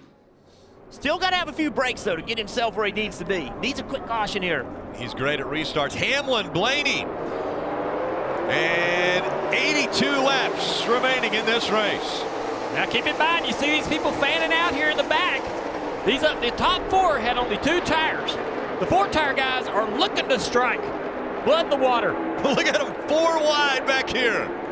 Once again as they exit 2 and down the backstretch. Still side by side for the lead. Hamlin on the outside. Ryan Blaney on the inside. Now Blaney moves up the racetrack. He's moving back and forth, trying to get help from behind to be able to take over the lead. Smoking back there behind him, the 1 and the 9. Both those cars appear to be smoking through the corner. Yes, definitely in the 1. Kurt Busch had some smoke coming out. The left front of the 1 of Kurt Busch smoking. Tire smoke. And up the racetrack goes the 11 of Denny Hamlin as Ryan Blaney tries to take the lead away. And while he's doing that, on the bottom of the racetrack, Kevin Harvick steals the lead. Yeah, that took the momentum off of the 11 and the 12. Both those guys out of the gas. Harvick able to commit to the throttle. Those 2 tires not working out for Denny. We saw what happened with William Byron when he had smoke coming out of that car. What is Kurt Busch going to do with the 1? And you hear it, pit this time. Yeah, they're calling for him to come on in. All right, there's a little smoke on that 9 car too. I thought I saw that earlier. That 9 has smoke on the left rear quarter panel as well. Hey guys, huge call by Matt McCall, and I love it. Tires down, tires down. The lap too late. Into the wall he goes. He could not get it turned. You saw the car sparking when the tire went down. Like you said, just a lap too late. That's such a hard call. And Jeff, he actually just came across the radio when they told him to pit, and he said, are you guys sure? They said, no, stay out. And then that happened in turn 3. Oh, no. I was just commenting, I love the call because it's early in the playoffs. This is just unfortunate. Listen, this is the style of racing, right, Junior? These restarts, 2, 3 wide. We're going to see fenders beat and bang. Big. Thing's on fire, though. Big, unfortunate break for Kurt Busch in the 1. But his brother. Oh, his one brother helps another. Yes, his brother benefited hugely from this. So Kyle Busch, Rick, have got themselves out of a tremendous hole. Eric Jones and Kurt Busch now both major holes they're going to dig themselves out of. Here you go. We saw the 3 wide, 2 wide, all the aggressiveness on these restarts. Got to get positions right here, the 19 and the 1. 4 wide, contact with the 19 and the 1 and into the side of the 9. Just everybody going for position, and watch, you see now left front's flat, cars on the racetrack, everything's dragging, nothing Kurt Busch can do, just riding. Oh, big hit. Now must-win situation in the next 2 races. Yeah, as soon as the car sits down on that splitter acts like a ski in snow. It's just going to go straight. You can turn the steering wheel, even if you got air in that right front, it is not going to turn. You talked about all of the craziness. Well, look at this. This is the 22 heading into turn 3, and he catches Chris Buescher in the left rear quarter panel. Up the track they go. Jimmy Johnson sneaks by. Oh, this shot right here on board is going to be great. Things good up front there, racing hard. Look, you got to take the run. You say it all the time, Jeff. You got to take the run. Here. Got to take it, but this is real aggressive. You're good to push the line here. No, that's a great save by everybody. Man. I mean, yeah, you got to take the run, but that's a lot of damage, too. Look at the right front, the nose. Oh, that's a lot of damage. That's one of those things. I mean, yes, you got to take that shot, but when you're driving into turn 3 and the guy keeps coming down, there comes a point where you're going to have to get off the throttle. It's very difficult to do, but this has set this 22 car back for sure. Logano has led 105 laps today. Look at the points as they run. So now Eric Jones, who had to go into the garage, he's been able to come back out. He's 27 points below the cutoff line. Boyer 20 back. Kurt Busch now out of the race. He's the first DNF of this race. William Byron After his issues, he's below the cutoff line. And imagine this, Kyle Busch, after it looked terrible at the beginning of the race, now Kyle Busch not looking so bad. Let's take a look at how the left front on the car got messed up right here. 41's going to come up the racetrack. That's how that bumper bar got pulled out of the nose. He's like, thank you. I appreciate that. That's how the left front got tore up on that car, and that's how he got in the fence. This car led over 100 laps today. One of the best cars out on the racetrack. Looks like it's been in Martinsville now. Shaking his head. Can't believe what just happened. Yeah, look here. He's going to go up here and let him know I'm not happy with you, bud. And 41 knows it. He comes down on the apron. Says, if you're going to come get me, you got to come down here. This is so awesome, man. These playoffs, every year, the playoffs get more and more intense. And with these restarts that we've had this year, I just knew it. This year is going to be like unlike anything else. That's the key. These restarts, right? I mean, you just can't get away from everyone. Well, you saw it. Joey Logano 2 years ago. Joey Logano doesn't drive in the corner in turn 3 like that. He lifts, lets everybody get back in position, gets his momentum going, goes back at him. But today, you can't. Today you can't lose that momentum. So he drove it in the corner, did something he knew he really shouldn't be doing, but doesn't feel like he has a choice but to do it. Well, and this is Vegas, guys. We're not even at the short track at Richmond where the craziness of the Roval. We've got a whole round still to go. Another benefactor, Clint Boyer. It's going to get Clint Boyer back in the lead lap as well. Yep. Guys, how about Daniel Hemrick, who's up in the top 10 running? He's running 7th right now. He didn't do that on 2 tire stops either. That guy's got 4 tires on that car. He drove that car into that position. Brad Keselowski also up in the top 10 now. Jimmy Johnson in 10th place. Chris Buescher up to 12th. All right, we want to take a look at the Ram trucks built to serve. All right, Rick, 76 to go. Whose pit crew can be perfect? No more penalties, no more loose wheels. You cannot make mistakes this late. Keeping up with the track. Track's going to continue to cool. It's going to continue to change. We saw it with Martin Truex. Had a fast car, didn't keep up with it. They're going to have to make major changes to keep up with the track. You have to be aggressive in all these races throughout the playoffs, but you need to be able to be around at the end to take advantage of those who make mistakes. Playoff competitors that struggle or can't finish these races, you got to be around at the end to take advantage of that. So they're cleaning up the entrance, or they were cleaning up the entrance to pit road. That is where there was some fluid it looked like was put down right at the entrance of pit road. And so as they were cleaning that up, pit road was still closed. Now it's open. And so we'll see how many people will come to pit road here. 76 laps to go in the race. Obviously the 22 with damage. Quite a few of the cars actually got some damage there in that racing. Bumping and banging out there to the point where it put Kurt Busch with a flat tire up into the wall. Kevin Harvick out in front. Ryan Blaney, Newman, Truex Jr., Hamlin, all top 5. And it looks as though they're going to keep, well, they're going to keep a few on the track. But here comes Chase Elliott. He's going to lead the group onto pit road.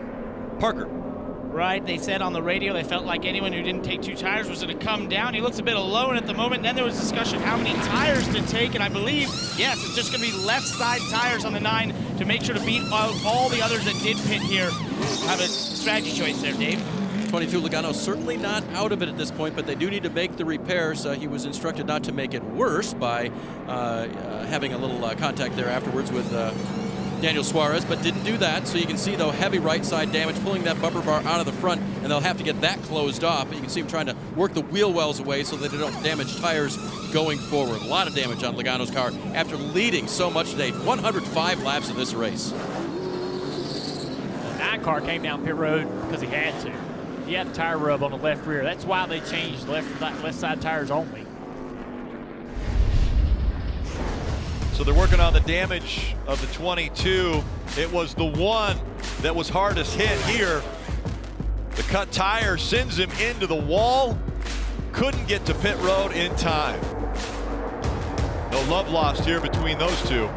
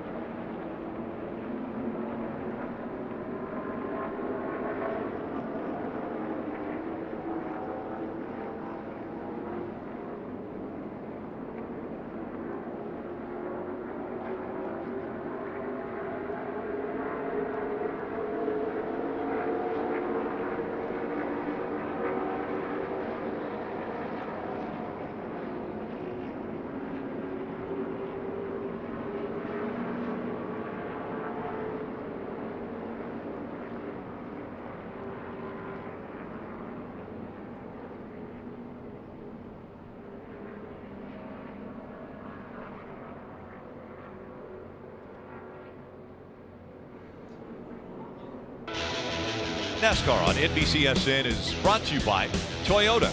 Let's go places. Applebee's handcrafted burger starting at just $7.99. Credit One Bank, the official credit card of NASCAR, perfect for race fans. And by Monster Energy, unleash the beast. All right, Junior. Roy Jones Jr. said at the beginning of this race it was going to be a fight. Did we expect to see what we're seeing on the racetrack right now? Yeah, I mean, one thing I've learned, well, I've learned several things as I've been a broadcaster, the stages get more intense in every single race. And as we go through the playoffs or into the playoffs, the season gets more intense.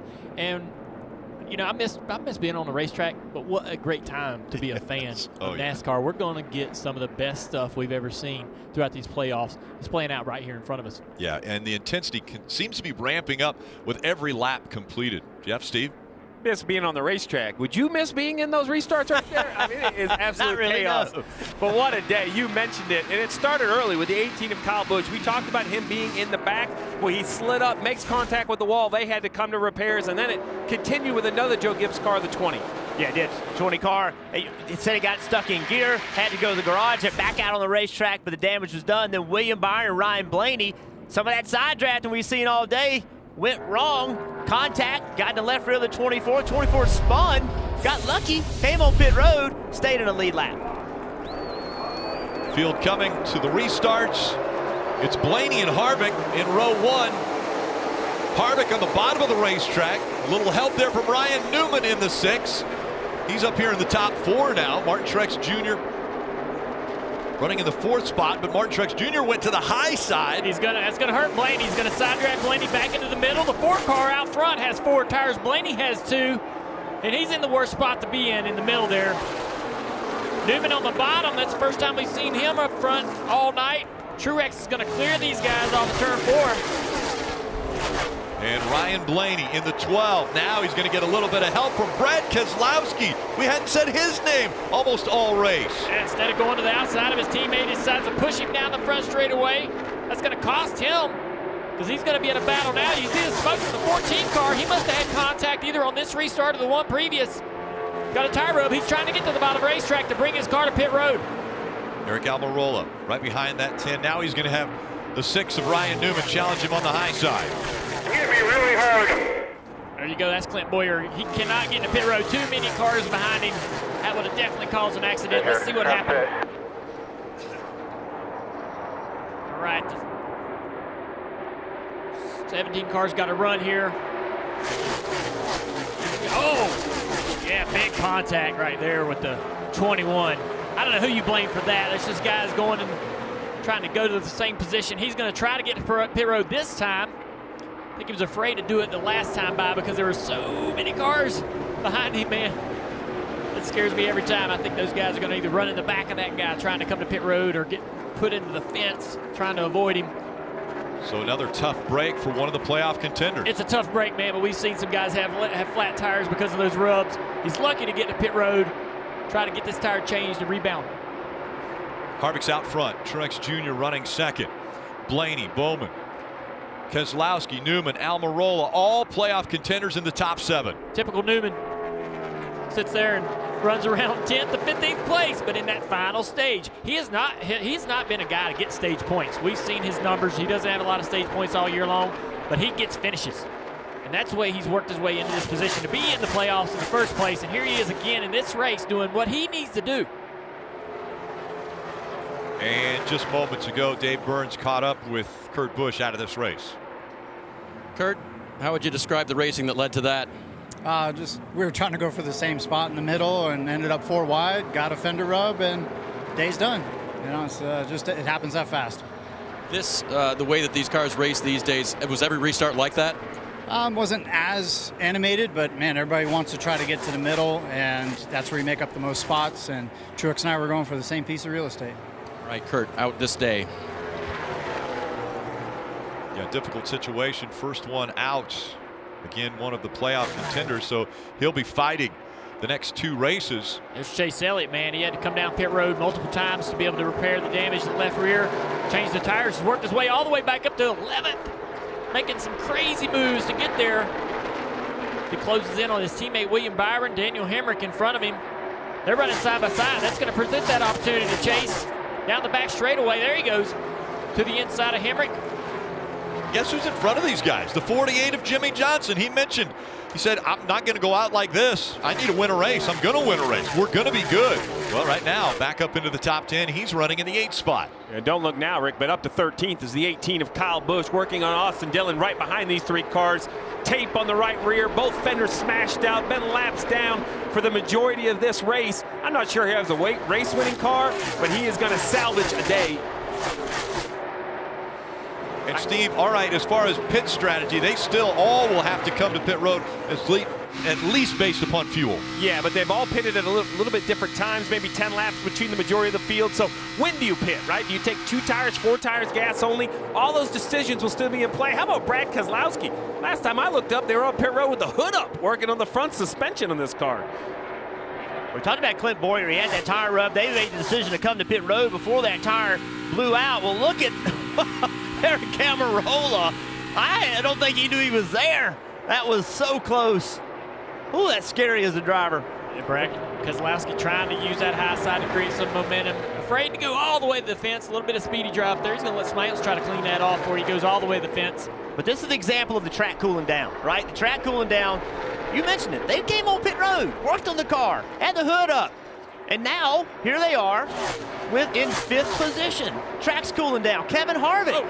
He's driving away from everybody. This is a great battle right here. He's driving away from everybody. He was holding on to his car a while ago. Track's cooling down. Look at how much speed he drives up there. Track's cooling down, and we don't know who's going to be good. We don't know who's going to be the best car as this race moves on. That was crazy. The 88 was so sideways, out of control through turns 1 and 2, and then decided to go into turn 3 into the speedy drop. But there's really no grip. He gives up that spot to Brad Keselowski. Keselowski, you said he's been on pit road twice, hood up, putting Packer in the front of that car. Whatever they did seems to have helped. Into 4th place, closing in on his teammate, Ryan Blaney. Well, you see these 2 Penske cars right here. William Byron in 10th, Kyle Busch in 11th. I mentioned the eventful day was a lap down for 171 laps, all because of that contact with the wall in turn 2. Pits again at lap 44, goes a couple laps down, a wave around again at 185, and now climbing back through the field. These are the types of races that may not win you a championship, but it gives you a chance to win a championship in Miami. Survive and advance, folks. That's what the playoffs are all about. Well, we were talking about that this could wipe out that advantage he had built up during the regular season with those points. But this fight, this battle, if they can finish this race off, they're going to finish ahead in points and some guys that fell out. That's going to help them a great deal. So you can never quit. And right now, Martin Truex Jr. running in the 2nd position, 2 seconds behind Kevin Harvick. Let's listen into his radio. That's flat on the floor all the way around. And he's pulling away. So listen, I want to give credit. This race is a long way from being over. But remember all the garage talk about all the Stewart-Haas cars are too trimmed out, meaning they didn't have enough downforce on them to handle well. Kevin Harvick, Rodney Childers, they battled through the sun. They battled through those things. And now, when the track's cooled down, now they got an advantage because now the track has grip. And that lack of downforce is helping them. 208 laps ago, I sat on camera with Dale Earnhardt Jr. He asked that same question, right? Junior, SHR Fords, Penske Fords, who are going to pay off? Sunshine, Joey Logano, nighttime, Kevin Harvick. Yeah, Joey was super fast at the start of the race, but Harvick has improved his car, worked on it, the track's come to him. And when I talked to Harvick earlier today, he said, all of our cars aren't that great. Mine's probably the better of the 4. He's leading.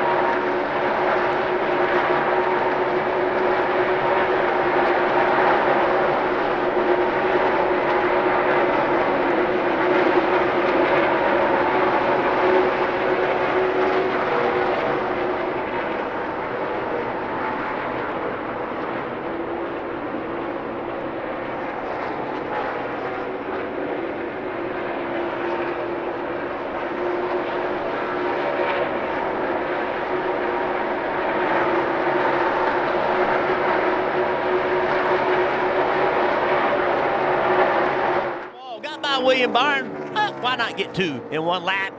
Goes by the 10 of Eric Almirola, and then just drives away from him. And the 2 fastest cars on the racetrack, Kevin Harvick and Kyle Busch. Yeah, and he just ran the wall of 3 and 4 that time.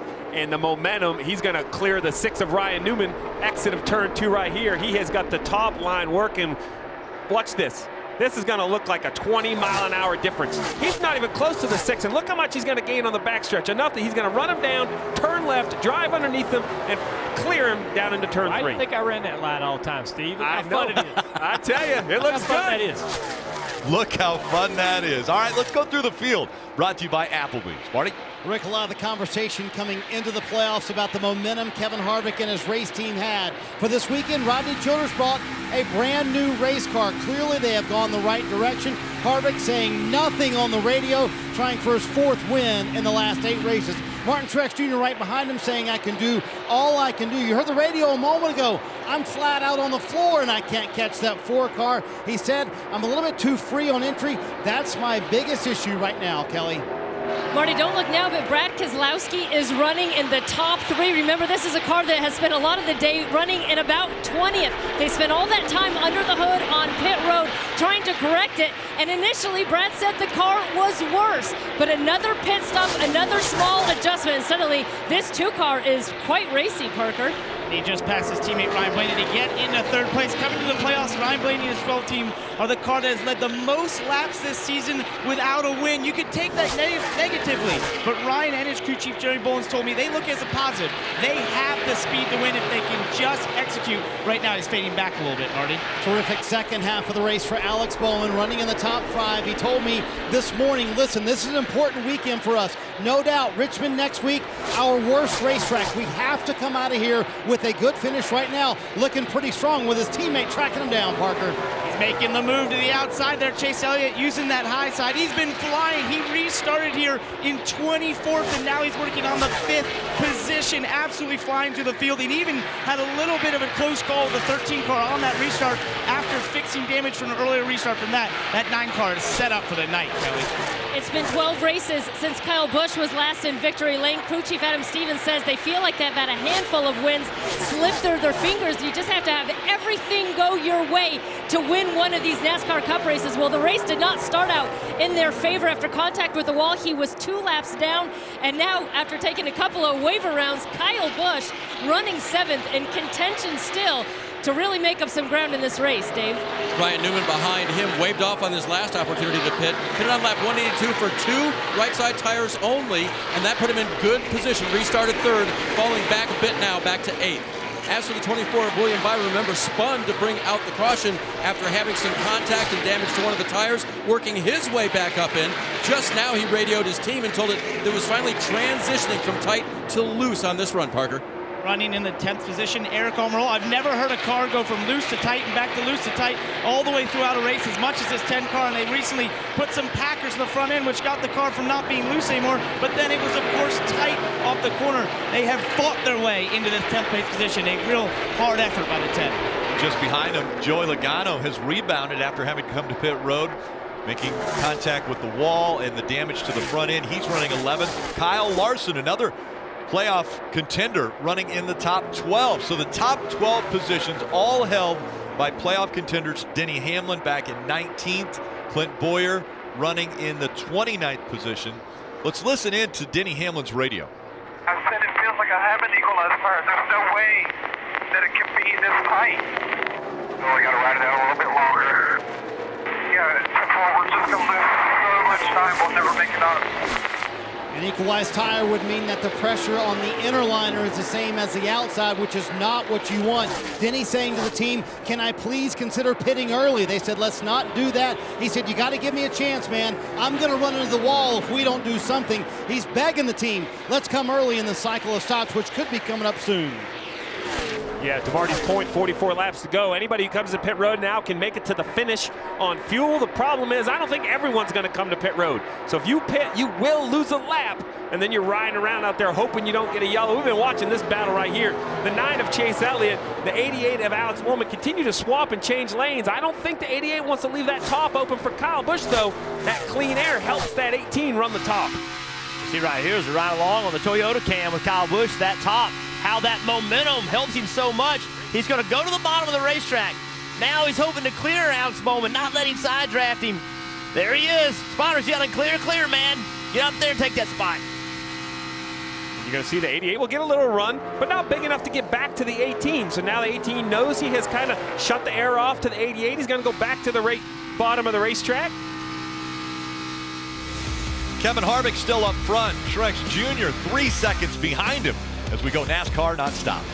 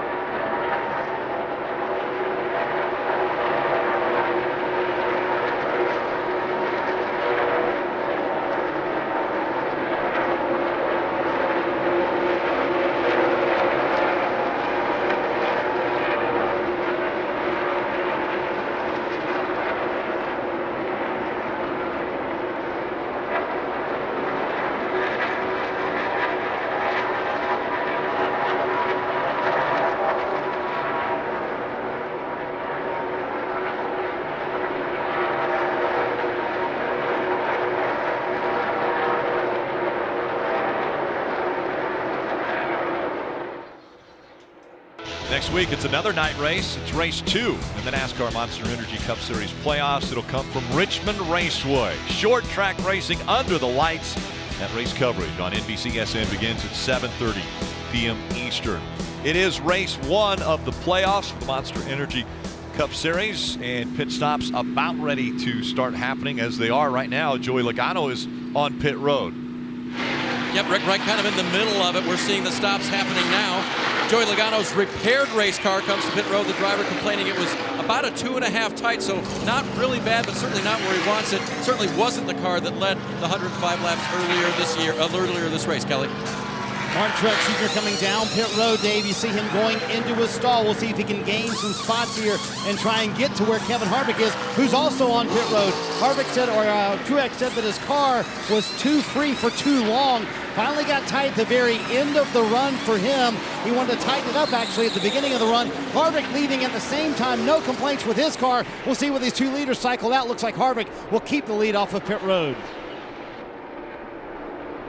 Question is, what will the gap be? It was about 3 seconds before they came to pit road, and now how long will people stay out as Chase Elliott's on pit road? Parker? And they would have had the opportunity to stay out longer than everyone, having pitted later than everyone else, but they're going to come down and get Ford Goodyear tires and Sunoco fuel. That 9 car. Chase very happy inside that 9 car by being just quiet on the radio.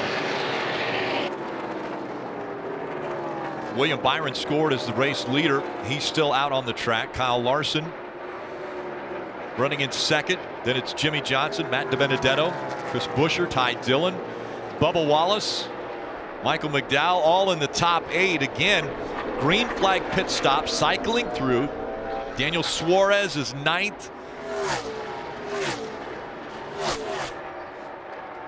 See a lot of close calls all night long. Watch Truex as he's pulling out. Hemrick's coming in. That's tight. That is so close. Great job by both crew chiefs, but another half second, that would not have worked out well for either one. Crew chiefs make that call, right, Steve? They're the one tell the driver to go or not. Yeah, when you're on pit road, you know, at some point the spotter has to hand off to you. It's usually 5 pit stalls away, and then you have to get the car back to the grass and hand back to the spotters. We see right here Truex running on the bottom of the racetrack. The one thing about William Byron still being on the racetrack is that has Kevin Harvick and Martin Truex Jr. 1 lap down. So that's the strategy call I think that Chad Knaus is thinking with this 24 is stay out and try to get lucky. Kelly. Yeah, Jimmy Johnson's been running right around the top 10 position all day. You see the chassis adjustment there for the 48. Jimmy said he's sliding the nose into turn 3, but car's firing off a little bit better than it did previously. This makes me nervous, Steve, that these guys are staying out on the racetrack, because this race is almost over. This play is the final play. Once you make this bid, you're in it. I know, but I like what William Byron and Chad Knaus are doing right here because they pitted last at lap 192. They're not going to need as much fuel as these other guys. So even as Kevin Harvick goes by, Chad Knaus isn't thinking solid day. He's thinking ring the bell. Go to victory lane. End this first round for the 24 car. They got lucky once with a flat tire. Maybe they'll get lucky again. And I think when they come to pit road, we might see a shorter stop, just 2 tires, to try to gain back some of that time lost. Interesting. Okay, I was wondering because he's losing a lot of track time on the racetrack to these guys. About a half a second a lap. Yeah, with 32 laps to go. Well, you see the hand out the window, so he's coming to pit road. Yeah, Harvick got his lap back, but now these guys are all going to get their lap back as William Byron's coming to pit road. Oh, man, this 51. Yeah, oh, my goodness, this killed William Byron. Just had to go so slow through all the 3 and 4. He didn't stay out as long as I thought, so now maybe it still be a 4-tire car for William Byron with 32 laps to go. Maybe Chad saw that same half a second a lap you saw, Dale, and said, I just can't stay any longer, come to pit road. Dave.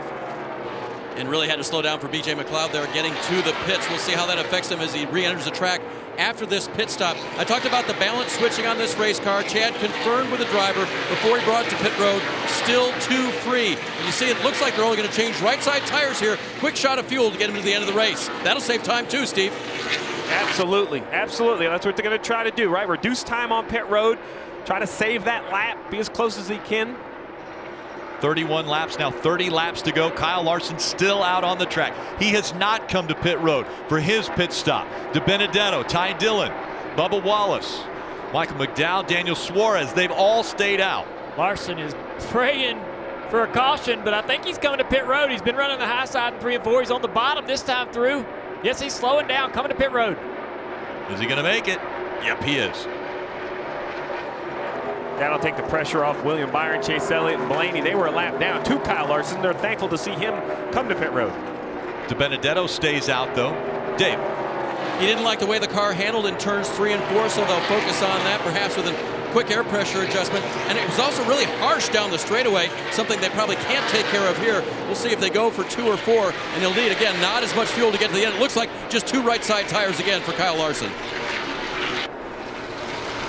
You see the 42 complete the stop, 2 tires as reported. Nice job in and off pit road.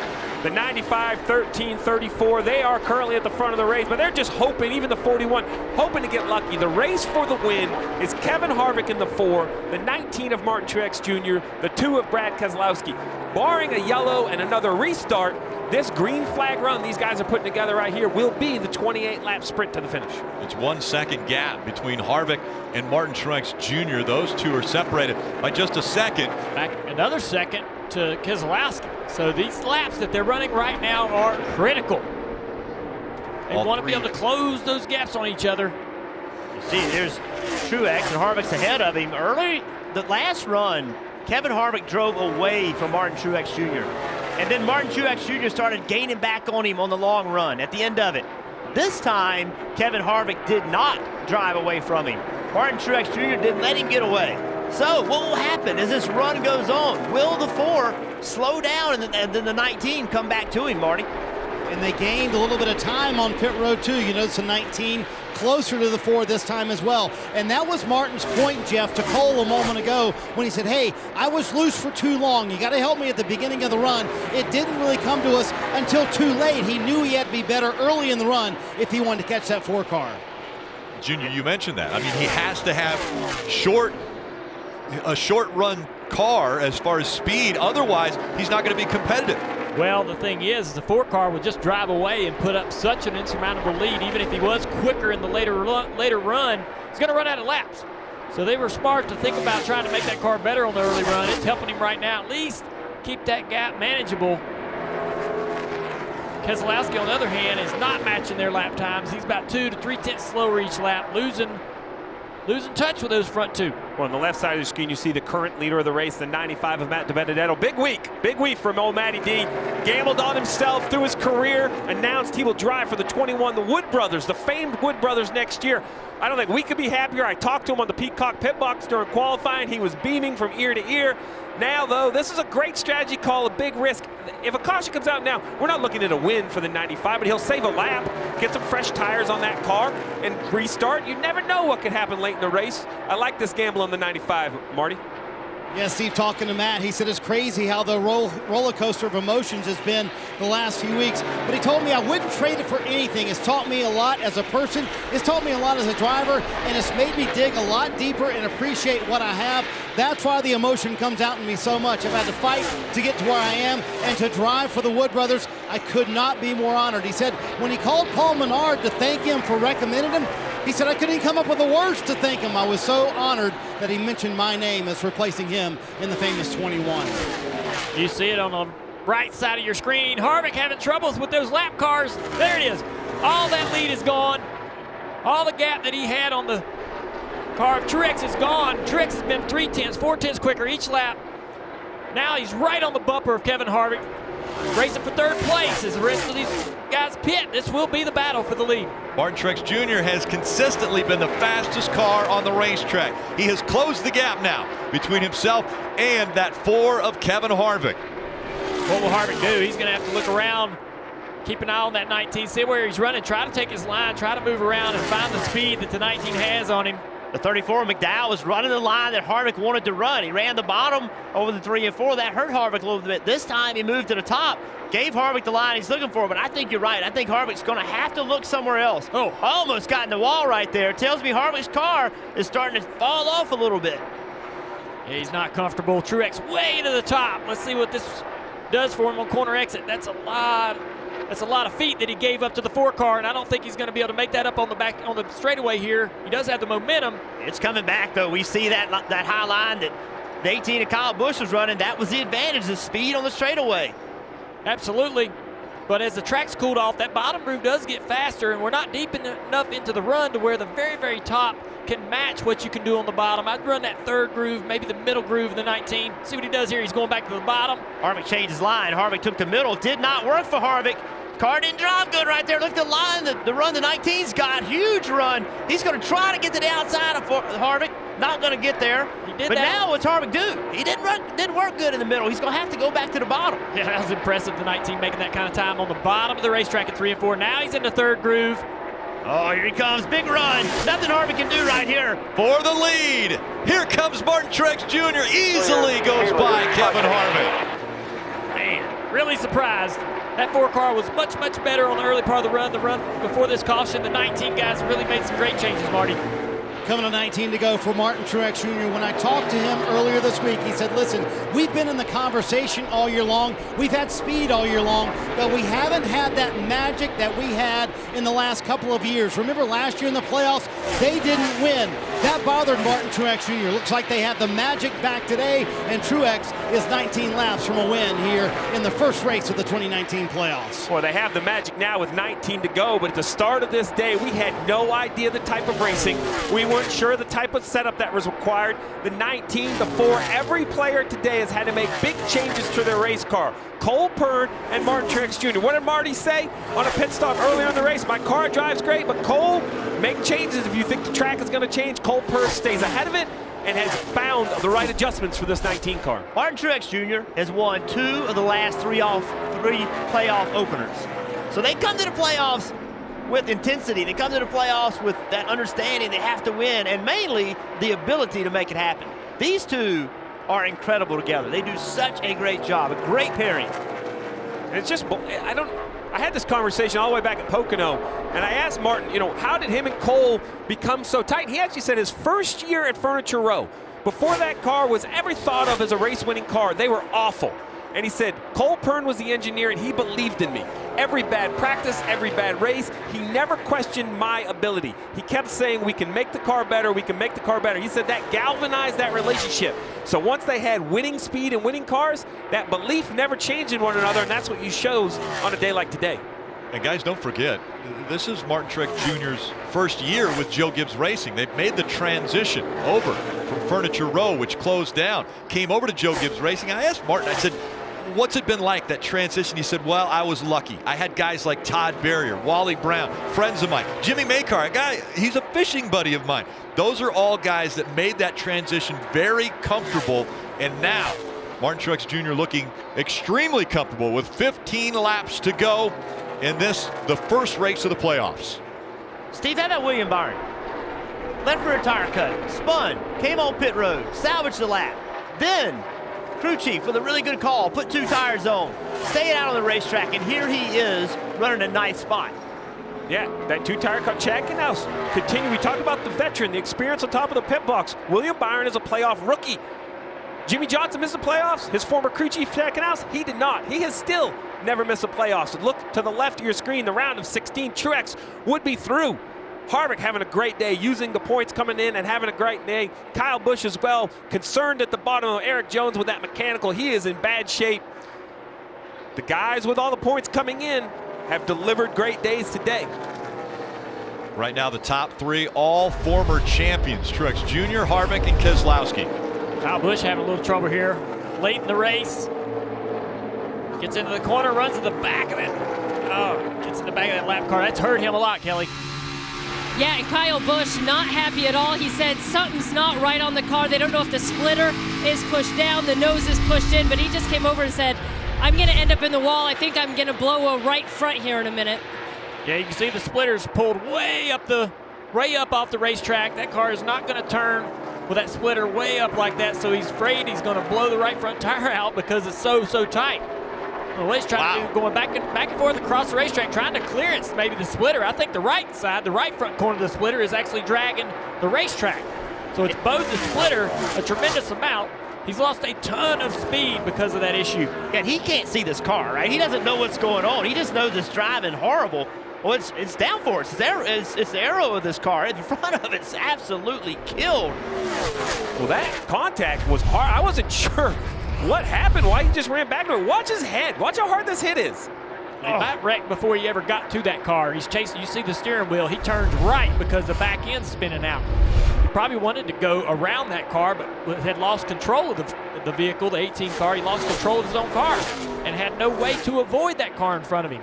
Well, with only 12 laps left, you see he's giving up spots. Yeah, that's what he's going to do. He's just got to make this, don't compound the problem, right? Just ride it and don't make a bad situation worse. Yeah, it used to be 2 laps down, so this is definitely a plus compared to where he was earlier in the race.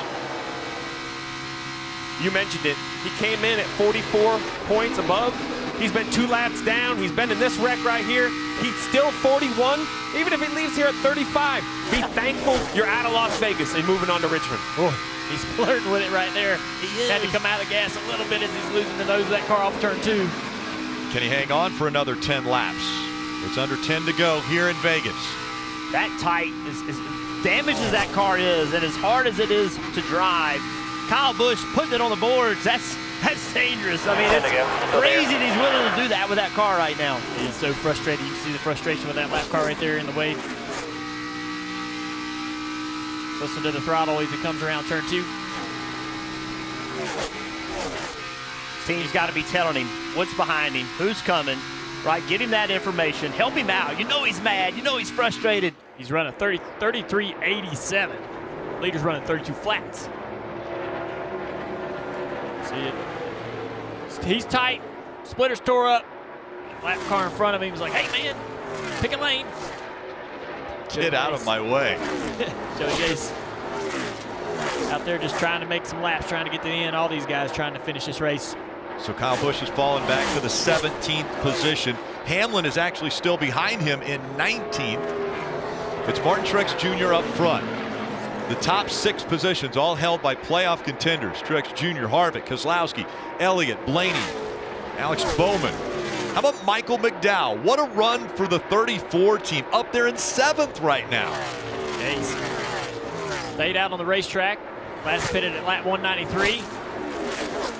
I mean, You mentioned he hasn't been since lap 193. That's farther than we can expect him to go, but it'd be a great to get a great finish, you know, save enough fuel, end up in the top 10, but it'll be a big stretch for McDowell. Another car team driver having a good run tonight, Alex Bowman. Alex Bowman came in here, he was 9th in points, only 5 playoff points, and they are clawing out a good finish, a good strong start to the playoffs, Marty.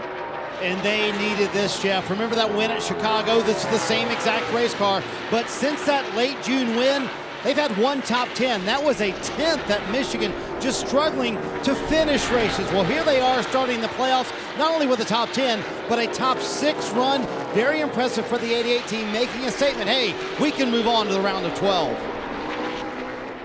34 of Michael McDowell just came to pit road. He was really low on fuel.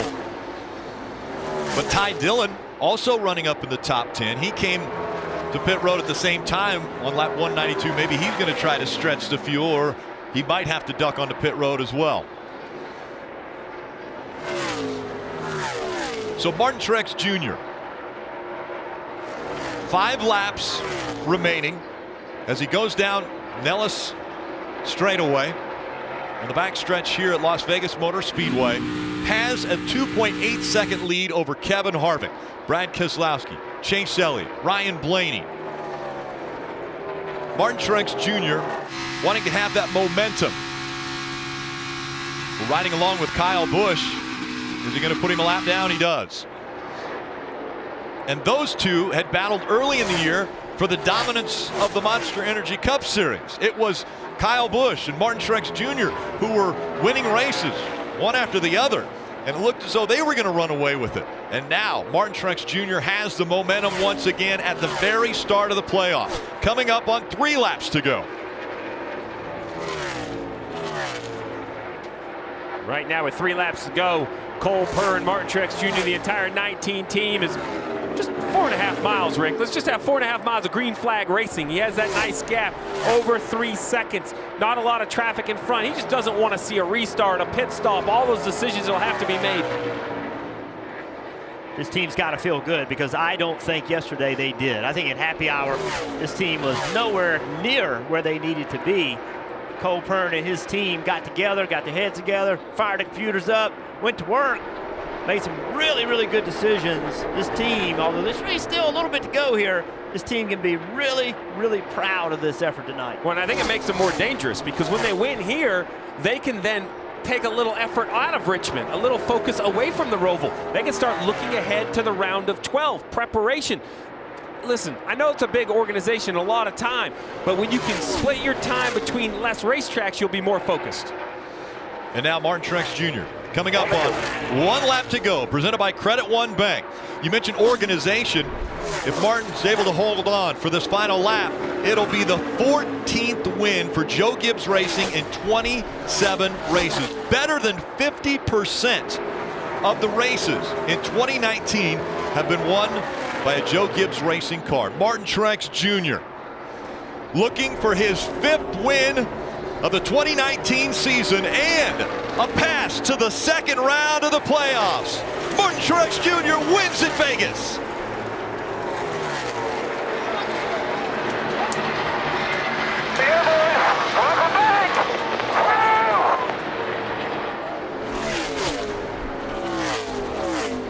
Yeah, man. Awesome job.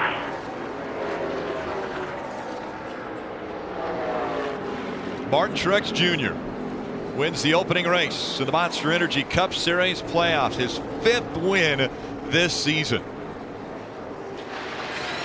How about this, hero? Round of 8. Way to kick off this playoff, buddy. Nice job. There's Coach celebrating with the team.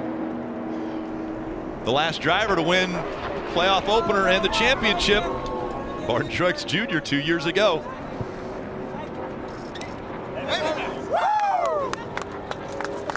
Harvick comes home 2nd. Then it was Keselowski, Chase Elliott, Ryan Blaney, Alex Bowman, William Byron. Valiant effort.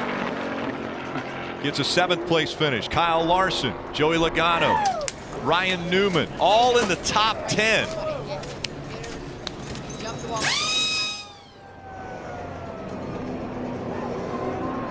Remember, the start this race, it was Joey Logano who was dominating. Led 105 laps, had damage to his car. Again, won stage 1, but he's been able to battle back and finish his 9th. This victory fueled by Sunoco. Fuel your best.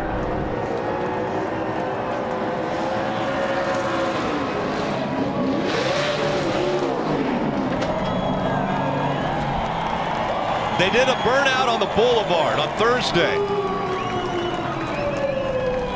I'm guessing all 16 of the playoff drivers would have rather done what Martin Truex Jr. was able to do right there, a burnout at the start-finish line at Las Vegas Motor Speedway. An incredible crowd on hand here, and they show Martin Truex Jr. their appreciation.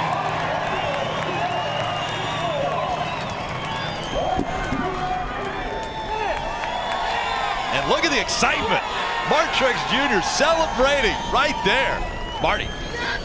It's been a while for this race team. Since Sonoma in June, Martin Truex Jr. gets the win. 3 of the last 4 playoff openers, he's able to do it. He told his team on the radio, welcome back. What did you tell me earlier this week? We don't have the magic. Is the magic back now? It was today. I mean, that's for sure. You know, we took a gamble this weekend. Thanks to everybody back at the shop. You know, that makes this happen. Toyota TRD.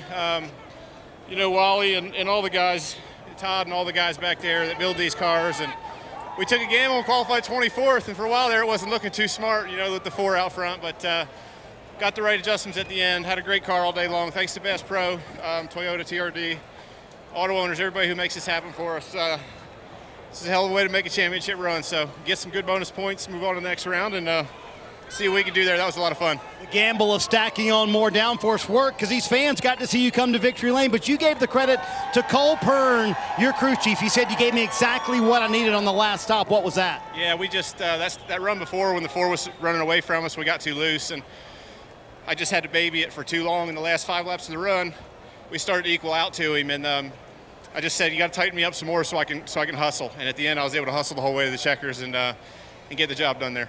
Speaking of getting away, your car is trying to roll away. How about that, race fans? Martin Truex Jr. again wins the playoff opener. I think they're pretty good in this race, Rick. What do you think? Oh, they're pretty good, all right.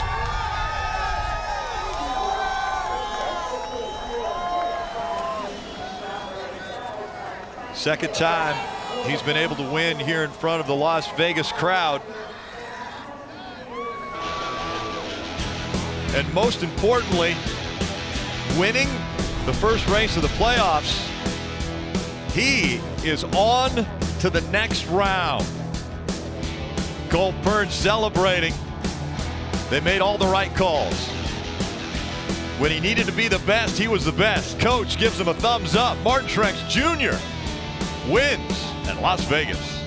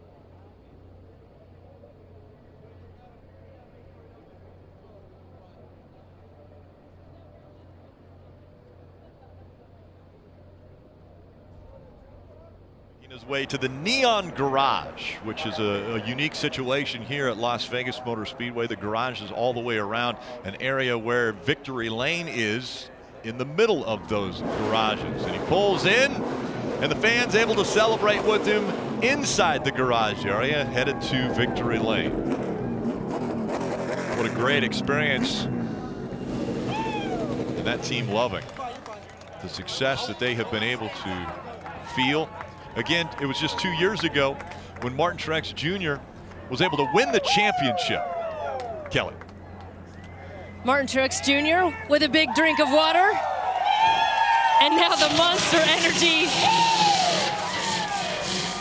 spray to go with it. And these guys have a lot to celebrate because they have punched their ticket to the round of 12. As he shows his appreciation to crew chief Cole Pern. And Martin, first I'll just ask you, how big? I mean, I think everyone expected you to be in the next round without a whole lot of problems. How big, though, to punch the ticket first race in? It takes the pressure off for sure, and biggest thing is just, more playoff points. So just next 2 weeks we can try to get even more of those, and that's huge. I mean, any playoff points you can get are going to help you to get to Homestead. So I felt like, after Charlotte we'd run good here, but this package has just been so tricky to figure out. You just never know. And Cole and the guys worked really hard this week to come here with something different. And we took a bit of a gamble, as I said out there, but it worked out. It's just really thanks to Bass Pro Auto owners, TRD, Toyota, everybody back in the shop. All these guys on this team, pit crew's been working hard. And say hi to Sherry back home. I'm out of breath. It's a little hot out there. But We'll let your crew chief, Cole Pern, step in there because, Cole, I'm not sure people had this 19 team picked after practice or after qualifying. How did you guys turn things around? Oh, we felt good about it. Just shows people really don't know what they're talking about most of the time. So, yeah, I mean, guys did a great job. I mean, obviously we never gone day to night here, so that was a bit of a wild card in it. And, those guys that were more trimmed out, the 4 was really strong there after that one restart, but we were fortunate enough to not get any cautions and get long runs, and that's what we needed. And Martin did a great job taking care of it, managing the tires, and pit crew, they came together. It was a little bit rocky early on, but they settled their nerves and had some really fast stops and really helped us close on the 4 on that last stop, so they were pretty huge. All right, congratulations. Martin Truex Jr., this 19 team through to the round of 12. You see a little more emotion out of the crew chief, the driver there. Used to be so dominant on mile-and-a-half racetracks, and then they fell off. It seemed like weren't able to find that magic in 2018, but now back here and able to win this first race. As we look at the playoff standings, Martin Truex Jr. now with the win. You see his name in yellow. He'll be advancing into the round of 12. There's still 2 races to go, a lot of points to be gained, and you see already at that cut line, Eric Almirola, Ryan Newman on either side of it, 6 points. Tough night for Eric Jones, also Clint Boyer. They struggled. Kurt Busch as well. So you see those guys below the line right now, and they've got a lot of work to do. And guy who finished second in this one, Kevin Harvick. Strong finish for Kevin Harvick today, and a lot of points today to start the playoffs. How would you assess the day? Oh, man, that's like we always want to win, but just really got to thank everybody on this number 4 Stewart Haas Racing. Mobil 1 Ford Mustang, these guys just did a great job. We were way off when we got here this weekend, and they just kept working. We qualified well. It wasn't where we wanted when we started the race, and got stage points and led there late and gave ourselves an opportunity. And I knew the Gibbs cars would be tough, and Martin was just so much better on the second half of the run, and he had made up that ground there and was able to stay close enough to us, and my car started to get loose and push the front. It was just in a kind of a 4-wheel drift, but just got to thank Busch Beard, Jimmy John's, Hunt Brothers, Outback, Mobil 1, Morton Buildings, Easy Go Fields, everybody who helps us on this Mustang. Just a great job by our team. And Kevin ultimately showed the kind of speed I would say you probably need in these playoffs. Were you impressed with that today? Yeah, because this, we had okay speed at the first race, but I still felt like the Gibbs cars were better than us. And so we did some things this weekend that we probably will have to undo going forward, and I think we can do a little better going forward. Good start at the playoffs for the 4 team. A very trying day for Kyle Busch. Let's start at the beginning. You get in the wall, fight all the way back. What was that incident there, the lapper? I don't know. Was told he was going to go high. Thought he was going to go high. He went middle because thought he was going to go high.